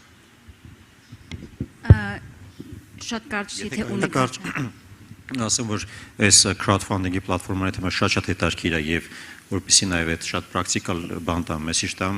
իմ տեղեկություններով արդեն դեկտեմբեր ամսին առաջի պլատֆորմը կլինի։ Հետեւաբար այն ինչը մենք խոսում ենք շատ ռեալ է եւ շատ աշխատող է, այսինքն ապարաչիկան դու կարողանաք այդ տեղ ներդրումներ անել եւ մի քանի բան էլ ասեմ շատ կարճ մի նախադասությամբ, թե մենք ինչ ենք արել եւ ոնց է Հայաստանում ներդրումներ կատարելով ինչով է շահավետ։ Օրինակ Հայաստանում ֆոնդային բորսայում ցուցակված պարտատոմսերից ստացվող եկամուտները ընդհանրապես հարկերից ազատված են։ Այսինքն դուք կարող եք Հայաստանում բոնդ առնել, ստանալ իր եկամուտը եւ ընդհանրապես հարկ չկա։ Դուք կարող եք Հայաստանում բորսայում ցուցակված ընկերության բաժնետոմս առնել եւ իր դիվիդենդի վրա որևէ հարկ չկա։ Հայաստանի ֆինանսական ծառայությունները ավարացած արժեքի հարկից ազատված են։ Չգիտեմ, մենք էլի գործողություններ ենք արել, որոնք այդքան էական չեն նշելու համար, բայց խոչընդոտ են եւ այդ շուկայում հիմա ասենք այդ խոչընդոտները վերացնելուց հետո ակտիվացել է։ Մի խոսքով Հայաստանում բուրըն գործունեություն կա այս մասով, շատ արագ զարգացումներ են տեղի ունենում եւ հետեւեք պրակտիկորեն շուկայում մասնակցելու հնարավորություններ կունենաք։ Մերսի շատ։ Շնորհակալություն։ Ես մի հատ հարց ուզում եմ տալ բարոն Դանիելին, որ ժամանած է Ֆրանսիան եւ խորհրդի նախագահ է ֆրանսահայերին եւ այստեղ ես կարծեմ իր փորձը շատ կարեւոր է որ բացահայտենք մանավանդ դիալոգի մասին, այս քննարկումները որ կան Հայաստան Սփյուռքի հետ կապված ծեր փորձը հագիր ցևով կարող եք մեզ ներկայացնել ինչ եք տեսել ֆրանսահայերի հետ կապված, ինչ լուծումներ կան կամ ինչ առաջարկներ միգուցե ուղարկել եք մեր պետության Հայաստանի կառավարության եւ ինչ փոփոխություններ դրական փոփոխություններ նկատած եք այս վերջին մի քանի տարիներում ընթացքին։ First of all, we have the experience since professionally speaking, we are in Armenia for more than 30 years, so we know the people in the business, we know the politicians, we know the people in the financial institutions, and we know that we are dealing with very professional people. We are often used to say that it's difficult to do business in Armenia, it's long and so on and so on. We can demonstrate the contrary. Our Armenian people here, and I repeat that I was the head of Grant Thornton, and we decided to create Grant Thornton in Armenia 30 years ago. We have now 150 people based in Armenia and working in the old CIS countries and even Central Asia. Those people have the great experience of doing business in all the region because most of them, I would say even 99% of our people are Armenians and they are used to speak with politicians, with financial institutions and so on. So we do not intend to give lessons to whoever. What we do is that we roll over our business quite normally with normal people in a normal environment, and it works. So, in other words, the best messages we should give to people who would like to invest in Armenia and to work with Armenians is to do business here as they would do in their own country, and that is what we did at the time. And if you apply here the principles you've got in your country, if you bring the training, the processes, the techniques, and everything which goes along with, it works. So there is no specific message. Do it simple, and it works. Շնորհակալություն։ Այստեղ մի քանի հարցեր կան, ունենք մոտավորապես 25 րոպե, փորձեմ ամփոփել որոշ հարցումներ միացնելով, միգուցե հարց տամ Գարենին։ Ինչ ոլորտներում են ներդրվելու Սփյուռքի պարտատոմսերը։ Շնորհակալություն, ստեղ ինձ երկու հարց էլ ուղարկել են, բան չգիտեմ, լավ ձեզ փոխանցեմ կամ ես կարդամ, մոտապես դրա մասին է, ինչ ոլորտներում են հարցներ պարտատոմսերը եւ ինձ թվում է դրա հետ էր կապված նաեւ հարցը, Հայաստանի իրարամերժ կառավարությունները ինչպեսի մոտեցում են ունենալու ձեր առաջարկին եւ էլի թեմայի մասին է, թե ինչ գարանտիա կամ երաշխիքներ կան մոտ գործող կապիտալի անվտանգ ու անխոչնդոտ գործունեության համար, որ շատերն են եկել Սփյուռքից, բայց սրանք վերադարձել են ՀՀ-ում տեղական հոգեբանության մեջ փոփոխություն նկատում այդ առումով թե ոչ։ Հիմա ասեմ, որ դրա մասին խոսելուց ասեմ, որ բավականին պատրաստվել ենք եւ նաեւ այս տարվա մարտ ամսին իրականացրել ենք հարցում։ Բավական պրոֆեսիոնալ սոցիոլոգ ենք ներգրավել, շատ բարձր մակարդակի կաշռել ենք պրոֆեսիոնալ հացաշար, 2000-ից ավել տարբեր խավերից բաներ ունենք, ռեսպոնդենտներ ունենք, պատասխանողներ ունենք եւ ճիշտ ասած շատ դրական է եկել պատասխանները նույնիսկ մեր ակնկալածից եւ այնտեղ մենք հարցրել ենք։ Այսինքն տեսեք, ինձ թվում է սա առաջին անգամ է Հայաստանի պատմության մեջ, որ Հայաստան եւ Սփյուռք հարաբերությունների մեջ, որ երբ որ Հայաստանը ոչ թե գալիս է Սփյուռքին ասում է ինձ էշի բան է պետք, այլ գնում հարցնում է, ասում է ո՞նց կուզեք որ լինի։ Ու մենք այդ հարցում հենց այդ կոնտեքստով ենք այլ, ասենք դուք որտեղ կուզեիք որ ներդրումներ կատարվեր եւ պատասխանները ստացվել են բնականաբար առաջին հորիզոնականը պաշտպանությունն էր, հետո կրթություն, հետո առողջապահություն, դա գյուղատնտեսություն եւ այլն։ Այսինքն առաջնահերթությունները մենք Սփյուռքին ենք հասնելու, որտեղ է իհարկե կառավարության հետ համատեղեցին կառավարությունն է որոշելու առաջնահերթությունը, բայց հաշվի առնելով Սփյուռքից ստացած արձագանքները Երկրորդը ինչ վերաբերում է տարբեր կառավարություններին եւ իրարամերժ լինելուն, այո, այդպեսի խնդիր կա, որ ամեն հաջորդ կառավարությունը ինչ որ ձևով նախընտրում է նախորդների առասները մոռանալ, չգիտեմ, ջնջել նորից սկսել, մենք այդ անդադ այդ շրջապատույտի մեջ ենք։ Հիմա մեր խնդիրը լինելու է նա, լուծումը մեկն է, աշխատել։ Ես դες ասացի նախորդ բանի ժամանակ, որ մենք այդ հարկային օրենսգրքի մեջ փոփոխություններ ենք իրականացրել մեր գործընկերների հետ միասին ազգային ժողովի, իսկ գիտեք կառավարության արձագանքը ոնց էր եղել դրան։ Բացասական։ Մենք նախագիծը սարքել տվել ենք պրոֆեսիոնալ սա բարձր մշակված կառավարությունը բացասական կարծիք է տվել։ Հետևողական աշխատանքներով վերջում ստիպված եղան փոխել իրենց կարծիքը, այդ օրենք ընդունվեց։ Դրա արդյունքում 2020 թվականից մինչև այսօր դեռ 18 բան երրապատկվել է պարտատոմսերի ծավալները շուկայում գործող։ Բայց այդ եմ ասում, առաջին արձագանքը եղել է բացասական։ Հիմա էլ մարդիկ կան կառավարությունում, ովքեր այդ դիասպորա բոնդի պրոյեկտին sense ընդդիմանում են, որովհետև չեն ուզում դրանից գործանել։ Կառավարությունում պետք է ընդունեն, որ կան նաև ծույլ մարդիկ, որոնք չեն ուզում ոչ մի նոր բան անել, ընդդիմանում են ցանկացած փոփոխություններին, բանը լուծումը մեկն է՝ աշխատել։ Եթե տեսնում ես մարդը շատ է խանգարում, պետք է հանձնես, որ այդ մարդը հեռանա այդ իր պաշտոնից, որովհետև խանգարում է երկրի զարգացմանը։ Մի խոսքով այդպես է լինելու, եւ մենք պետք է ստեղծենք ենթադրում օրենսդրական հիմքերով այնպիսի մեխանիզմ, որը անկախ նրանից թե որ կառավարությունը կգա, այդ մեխանիզմը աշխատի։ Դրա վրա է լինելու ուշադրություն, այսինքն ստեղծվելու է մեխանիզմ, որը լինելու է նաև ամերիկյան օրենսդրություն գրանցված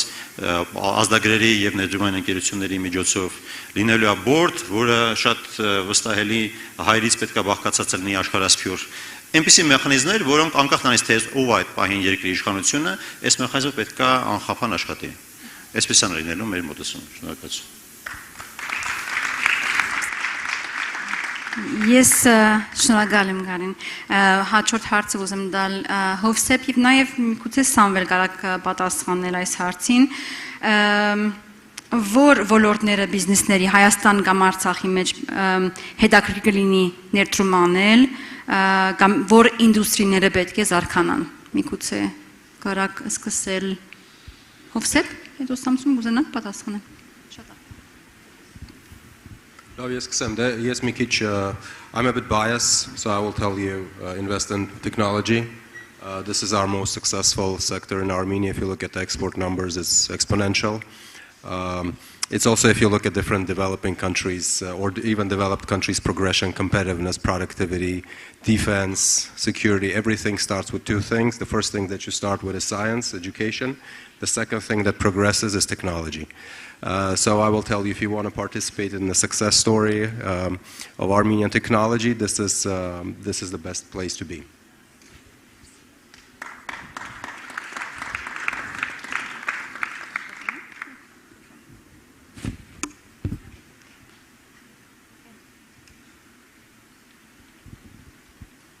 Okay. Well, definitely, IT sector is one of the first priorities. But what I like to do is to look at the conditions that Armenia offers and the Armenian legislation offers. With IT, there are very flexible taxation regimes where you'll be fully tax exempt for a while when you are here in Armenia. If you are here with a bigger company with 50 plus people coming to Armenia, again, you'll be reimbursed personal income tax and many more. The second sector would be the agriculture. In Armenia, there is a program for 4 areas. First is intensive orchards, intensive gardens, smart farms, high-tech greenhouses. And for all these programs, you can receive up to 50% reimbursement of your construction costs from the government. So there is a state subsidy for this. And the third one is the renewables. When it comes to renewables, there is the governmental decree of the guaranteed purchase of the energy produced through the renewables. And this is another area where you can consider the investment, especially when it comes to Armenia, where the solar intensity is quite high in comparison with other countries, not only in the region, but in general in Europe as well. So these are the 3 sectors I would mention. Also given their dynamic and growth in the past several years, double-digit growth mainly. Merci, Hofseb. Daniel? On the top of that, and maybe what I'm going to say is not very politically correct, but in the times we are living now, the defense industry is an accelerator for technology and for IT. And I don't know the way to go to that direction, but for sure, if Armenia were able to develop this kind of industry, it would be a really an accelerator for the whole economy and for the security of the country. I'm not speaking for the coming months, but I'm speaking for the coming years, for the coming decades. And let's not forget that the Russian aircrafts, Russian planes, MiG, were created by an Armenian, Mikoyan, for the defense of the Soviet Union. Շնորհակալություն։ Այստեղ հարց ունենք քաղաքացիության հետ կապված, ճիշտն ասած չեմ ում հարցն է այս հարցը, ցանկացողին, ով կուզենա պատասխանել, քաղաքացիության հետ կապված, այսինքն եթե ներդրողը այստեղ ներդրում ունենա Հայաստանի մեջ, արդյոք իրավունք պետք է տանք քաղաքացիությունը, արդյոք այստեղ անվտանգության խնդիր չի, այստեղ մինչ այդ 3 հոգի տարբեր անձեր այս հարցը բարձրացանել են, եթե կարելի է միգուցե Կարեն պատասխանել։ Ես այդ հարցին մի քայլ հետ անեմ, նոր հետ մոտենամ սրան, որովհետև մենք հիմա պատրաստել ենք մի նախագիծ, այս դրա մասին չի խոսքը, ուրիշ նախագծի մասին է խոսքը, նաև էլի հաշվի առնելով Իսրայելի փորձը, ընդ որում, ասենց ասեմ, մենք Իսրայելի փորձը որ նայում ենք, ոչ թե վերջում ենք ուղղակի ասում ենք ինքը արել արեք մենք էլ անենք, լավ կլինի, այլ շատ մանրակրկիտ ուսումնասիրում ենք, թե ինչ են արել, ինչ կոնտեքստում են արել, դա ինչ արդյունք է տվել, եւ այնտեղ տեսեք, մենք երբ որ ասում ենք եկեք հայրենադարձություն ապահովենք Հայաստանում, միշտ պետք է հաշվի առնենք, որ այն մարդիկ, ովքեր Հայաստանից դուրս են ապրում, իրանք պետք է ժամանակավոր հրաժարվեն իրանց կոմֆորտից, գան Հայաստան, որովհետև այստեղ մի քիչ ուրիշ է միջավայրը, քան իրանք արդեն սովորել են, իրանք այնտեղ նոր ծանոթություններ են ստեղծել, նոր բիզնես միջավայր կա, հաճախորդների բազա կա, չգիտեմ, ընկերական շրջապատ կա, այդ ամեն ինչը կոմպենսացնելու համար իրանց ինչ-որ խթաններ է պետք, որովհետեւ մարդկանց ուղղակի ոչ միայն հայրենասիրական մղումներով ասես վեր կացուարի Հայաստան, այլ ինչ-որ օգուտներ տաս եւ Իսրայելը ինչ արել, շատ կոնկրետ է, այսինքն եթե մարդուն նաեւ տնտեսապես է շահագրգռում, իր մոտ ավելի արագ է ստացվում այդ որոշումը կայացնելը։ Այդ նախագծի մեջ, որը նախնական համաձայնեցված է նաև ֆինանսային նախարարության հետ, դեռ պաշտոնապես շրջանառության մեջ դրած չի, բայց հուսով ենք մոտ ապագայում կդրվի։ Մի քանի բանի մասին է։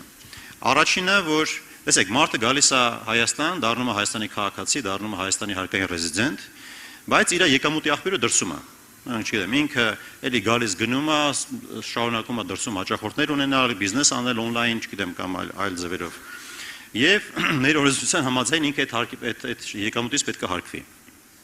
Այստեղ երկու դիլեմա կար, մեկը մենք ասում ենք, որ քո դրսի եկամուտները Հայաստանում չեն հարկվելու, բայց այստեղ վտանգ կար, որ կարող է մեր դիտվեր որպես բան, այսպես ասած tax բան evasion երկիր եւ այլն ընտրանքային մեխանիզմ է մշակվել դրա, որ այդ վճարված հարկերը քեզ հետ կվերադարձվեն։ Այսինքն մեծ հաշվով Հայաստանի Հանրապետությունը շատ կոմֆորտ իրավիճակ է ստեղծելու վերադարձողների համար, ում եկամուտները կշարունակեն դրսում մնալ, այդ եկամուտների մասով կլինի վերադարձ։ Երկրորդը մարդկանց պետք է խրախուսենք, որ ոչ միայն գան դառնան Հայաստանի քաղաքացիներ, այլ իրենց հետ վերեն իրենց բույքը, իրենց միջոցները, իրենց գումարները։ Եվ այդ նախագծի մեջ նաև պետք է, որ եթե գալիս ես եւ եթե բերում ես արտարժույթ, ապա որոշակի ժամանակով, եթե այդ արտարժույթը ներդրված է բանկալում ավանդ, ապա այդ ավանդի դիմաց, երբ որ դու եկամտային հարկ ես վճարում, դա եւս քեզ հետ վերադարձվի։ Այսինքն կունենաս առանց հարկերի միջոցները Հայաստանում ներդնելու հնարավորություն։ Հաջորդը վերաբերում է դրա մասով մենք էլի արել ենք կառավարությունը ովսեփը ներկայացրեց, որ բարձր որակարում ունեցող աշխատողների համար խթաններ կա, այս նախագծով էլ է նախատեսում որոշակի բաներ անել, որ եթե դու գործ ես ընդունում բարձր որակարում ունեցող աշխատողների, որոնց ցանկը սահմանում է կառավարությունը, այնտեղ եկամտակարարքի հետ կապված որոշակի արտոնություն եւս նախատեսում է։ Մի խոսքով սրա մասին իմացեք, եթե կարիք լինի մեր ջանքերը բավարար չլինեն, դուք էլ ճնշումներ գործադրեք այդ մասով կմեր կառավարության վրա, որ այդ նախագիծը շուտ անեն։ Իսկ ինչ վերաբերում է գումարով քաղաքացիություն ձեռք բերելուն։ Ամբողջ խնդիրը նրանում է, թե ում է այդ քաղաքացիությունը շնորհելու։ Այսինքն այդտեղ անվտանգային ընթացակարգեր պետք է լինեն, մարդու background check պետք է արվի եւ այլն եւ այլն։ Հիմա տեսեք, այսօր էլ է շատ բարդ, օրինակ շատ բան բարդ հարց է, թե ով է հայը։ Մարդը, որը ապրում է արաբական երկրներում, ազգանունը հայկականին չի, հայկականի նման չի, անունն էլ գուցե շատ հայկական չի, բայց ասում է, որ ես հայ եմ, ես կնքվել եմ հայական առաքելական եկեղեցում, մենք ինչքան պետք է գնանք, ստուգենք, իր բանը գենետիկ կոդ պետք է բանանենք, տեստ պետք է անենք թե այլն, կամ առաքելական եկեղեցու տեղեկանք պետք է վերցնենք, որ ինքը հայ առաքելական եկեղեցու հետևորդն է։ Իսկ գուցե թե մարդը օրինակ աթեիստ է կամ քրիստոնյա չի, գուցե իրան պետք է մերժենք, չմերժենք։ Մի խոսքով այդպիսի դիլեմաներ կա, այսինքն դա պետք է թողնենք անվտանգային կառույցներին, անվտանգային կառույցները, եթե ասում են, որ այս մարդու հետ խնդիր չկա, ապա ներդրումները ես կարծում եմ պետք է ողջունել լինեն։ Շատ լավ, բայց ես կարծում գուզում ավելի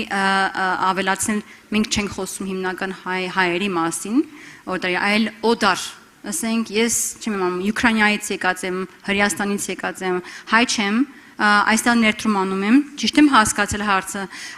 ու այսպես գալիս եմ ու քաղաքացիություն դրվում է այդ ասենք բիզնեսին, անհատին, էսա խոսքը, անվտանգության, երկրի անվտանգության հետ կապված ինչքանով դա ճիշտ է, որ ընդունվի քաղաքացիություն։ Ով կուզենա պատասխան կուզենայիք, այո Սամսոն եւ Հովսեփ։ Այս կարծեմ հետո դրանից հետո մի հարց կտամ ու կարծեմ կփորձենք ամփոփել։ Ես կարճ ասեմ, ուղղակի աշխարհում կան երևի մի ձեռի վրա կարաս հաշվեսեն երկրները, որոնց մոտ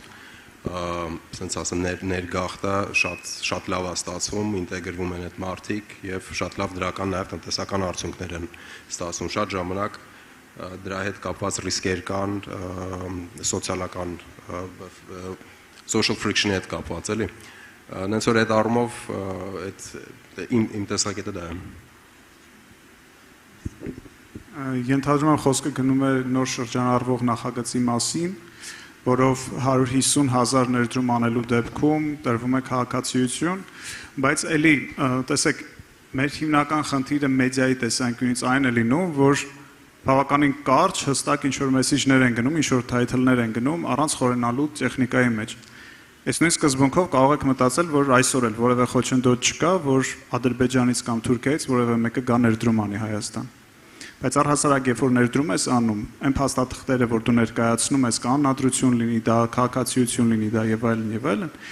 կան կանոնակարգեր, որով հստակ ամրագրվում է, որ եթե X մարդը Ադրբեջանի քաղաքացի է կամ Թուրքիայի քաղաքացի է, ԱԱԾ-ն հավելյալ ստուգումներ է անում։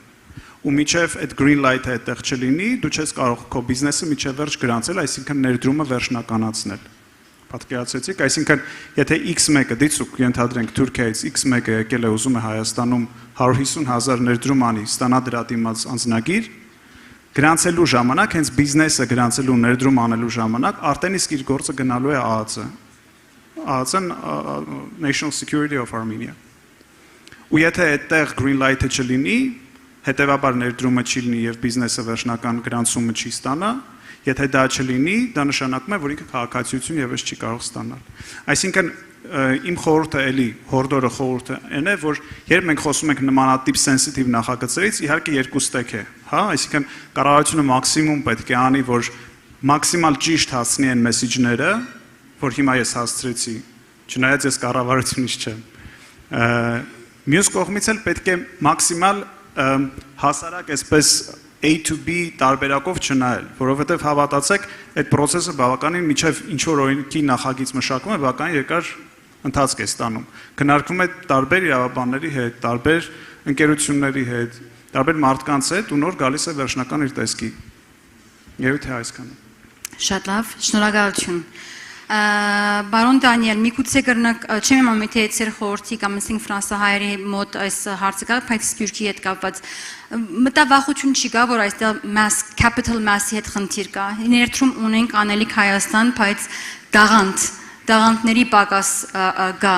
Ինչ կմտածեք, եւ չեմ ուզում միայն պարոն Դանիելը պատասխանի իհարկե, միգուցե մեր մնացած մասնագետներն կարան այստեղ պատասխան տալ։ Missing talent այսպես որ կա, ինչ պետք է արվի։ Եվ եթե կմտահոգությունը ինչ կանեիք դուք։ First of all, let me say that it's not a specific Armenian issue, it's a worldwide issue, and I would say that there was the world before the pandemic and the world after the pandemic, and there is everywhere a lack of talents. Let me try to identify again practical steps to improve the situation. Recruitment, training, the senior people, and national policy. As far as the recruitment is concerned, I think that great efforts have to be made in terms of recruitment, the reputation of the firm, the challenge that we can offer to the people. No longer speak about career because young people are not interested in career, but let's speak about projects they can roll over in a company. Those are the new arguments that you can develop in order to recruit good people. And when I say good talents, good people, in Armenia there are such massive demography of good people. The second point is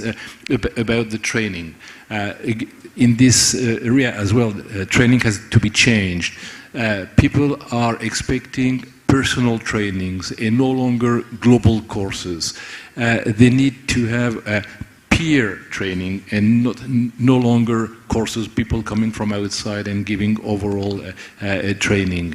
And we also need to contemplate the peer training and the senior training the younger, and the younger training the senior. And it would be also a solution for the third practical step is that to keep the senior people longer in the companies. Senior people are maybe a bit more expensive, but they are more productive. And senior people has to be trained by the younger one, because the younger ones bring the technology, bring the new ways of working, okay? And the older one, the senior one, have the habit of doing the business. So there is a good complementarity between the generation, which should be helpful for the companies, for the enterprises. And the last step, if I may say so, is the national policy in terms of keeping the good people in the country. So slow down the exit of young people and encourage the inbound policy so that the good people remain in the country. Շնորհակալություն։ Վերջին հարցս ես սիրում եմ այսպիսի հարցեր տալ, rapid fire ասում են, rapid fire այսինքն արագ ինչ-որ մեկ բառով կամ մեկ նախատեսությունով պետք է ինչ-որ պատասխան տանք, ելնելով որ այս Գագաթնաժողովը բավականին կարևոր է մեզ համար, ու դա հնարավորություն ոչ թե միայն գիսենք մեր փորձը կամ քաղաքապարներ փոխանակել, այն նպատակն է, որ հնարավորություն տալ գառուցողական գործողություններ եւ action, այսպես կարողանանք մտածել ինչ ռազմավարություն պետք է մենք առաջարկենք ու իհարկե այս Գագաթնաժողովի կազմակերպիչները վստահ վերջը կամփոփեն մեր նպատակը այստեղ քանի որ դուք կաք մեկ փարով կամ ասենք մի նախատեսությամբ կասեք ցեզ համար առաջնահերթությունը ինչ է Հայաստանը ինչ պետք է ցերնարգի կարճ ժամանակահատվածում որ ներդրումները եւ տնտեսական զարգացումը ապահովի Գարջ սկսենք միգուցե Հովսեփ, այսպես քնանք, հետո շարունակենք։ Կարծում եմ Գագաթնաժողովի ամենակարևոր կետերից մեկն է, որ բոլորս այստեղ, որով ովքեր ներգրաված են տարբեր նախաձեռնություններ, տարբեր բաներ անելով, այս նախաձեռնությունները հասցնեն audience-ին, թե ինչ հնարավորություններ կան Հայաստանում, որովհետև ցավոք PR-ի առումով մի քիչ կաղում ենք իրականում։ Շատերը չգիտեն սրա մասին։ Հիմա մենք ընդունել ենք օրինակ բարձր որակավորում ունեցող մասնագետների ներգրավման ծրագիրը, որով յուրաքանչյուրդ կարող եք Հայաստան տեղափոխվել, Հայաստանում աշխատել եւ ստանալ ձեր աշխատավարձի subsidy up to 70%, up to $4,200 per month։ Որտեւ էլի միշտ ստանում ենք Սփյուռքից այս հստակ մեսեջը, հա, որ մենք high rent պետքա վճարենք, մենք այստեղ պետքա ինտեգրման շատ ավելի մեծ ծախսեր ունենանք եւ սա դեռ առաջին քայլն է։ Մեր խնդիրը այն է, որ այս բոլոր ամենը ինչ անում ենք, կարողանանք ճիշտ հասցնել տեղ for people to know about this. We don't have the resources to fly to LA, to Moscow, to Beirut, to Tel Aviv, to many countries to meet with people and tell this to the people. We try to do it through our networks, but this is not enough. This is what it matters. Because each of you is a multiplier. Each of you will tell others. Also the embassies, I agree, but each of you is a bigger multiplier than the embassies, unfortunately. Ամեն մեկը եթե 2-3 հոգու սրա մասին ասեք ու հետաքրքրությունը ծավալվի, սա շատ գլոբալ մեծ ծրագիր կլինի հայրենադարձության։ Հավելյալ ինֆորմացիան կարող եք տեսնել talent.icrarmenia.am, որը գործարկվելու է նոյեմբերի 3-ից։ Դեռ available չի նոյեմբերի 3-ից talent.icrarmenia.am. You can check there the eligibility, how to move, who are the eligible people, businesses, etc. So this will be my main message, to be in track with each other.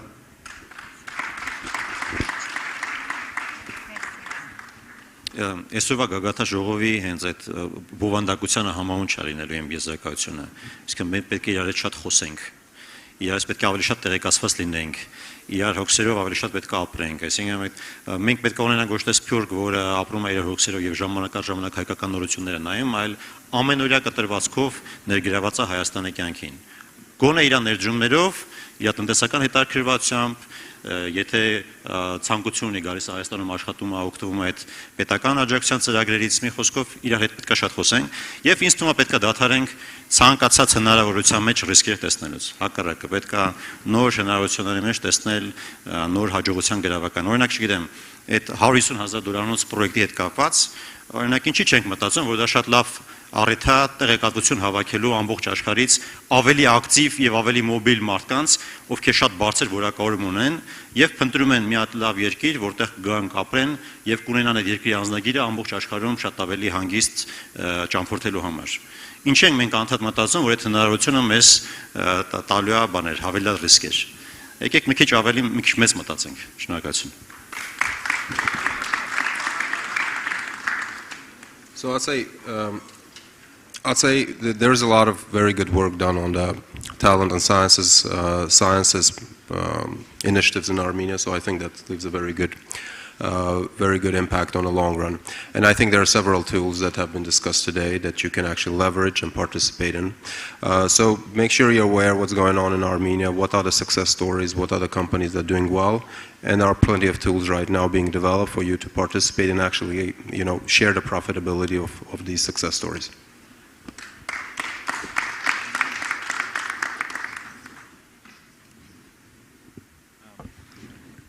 I would conclude a bit differently, if I may. So, I would say Armenia is a normal country. It's a very normal country with bright people, and I'm saying that not to flatter whoever, but it's based on my experience with my colleagues here. Okay? And for so many years, I've only met bright people. So Armenia is normal country, bright people, and we've got some principles, and I think that can be generally spread. The first principle is that serious business is not a club, and we are here not to make leisure, but we are here to make business. So serious business is not a club. It has to be a win-win process, a win for the investors, win for the employees, so a win-win process. And eventually it has to be a profitable business. Business is not a charity.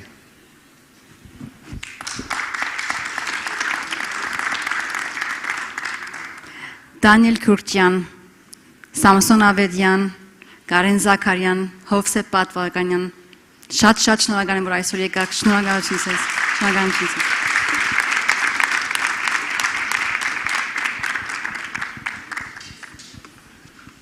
Պանելային քննարկման հարգելի մասնակիցներ, շնորհակալություն ենք հայտնում բովանդակալից քննարկման համար։ Գագաթնաժողովի հարգարժան մասնակիցներ եւ հյուրեր, հայտարարում ենք սուրճի ընդմիջում, խնդրում ենք 15 րոպեից 17:45 րոպեին լինել այստեղ երկրորդ սրահում, քանի որ պատիվ ունենք այստեղ հյուրընկալելու Հայաստանի Հանրապետության արտաքին գործերի նախարար Արարատ Միրզոյանին, ով ներկայացնելու է Հայաստանի արտաքին քաղաքականության հիմնահարցերը։ Խնդրում ենք 15 րոպեից վերադառնալ սրահ։ Ladies and gentlemen, we have break 15 minutes. Thank you.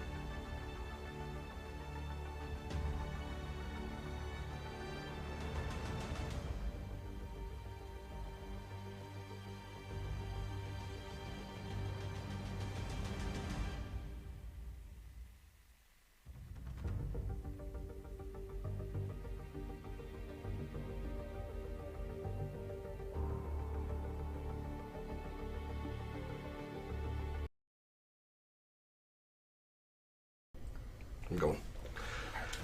All right, guys.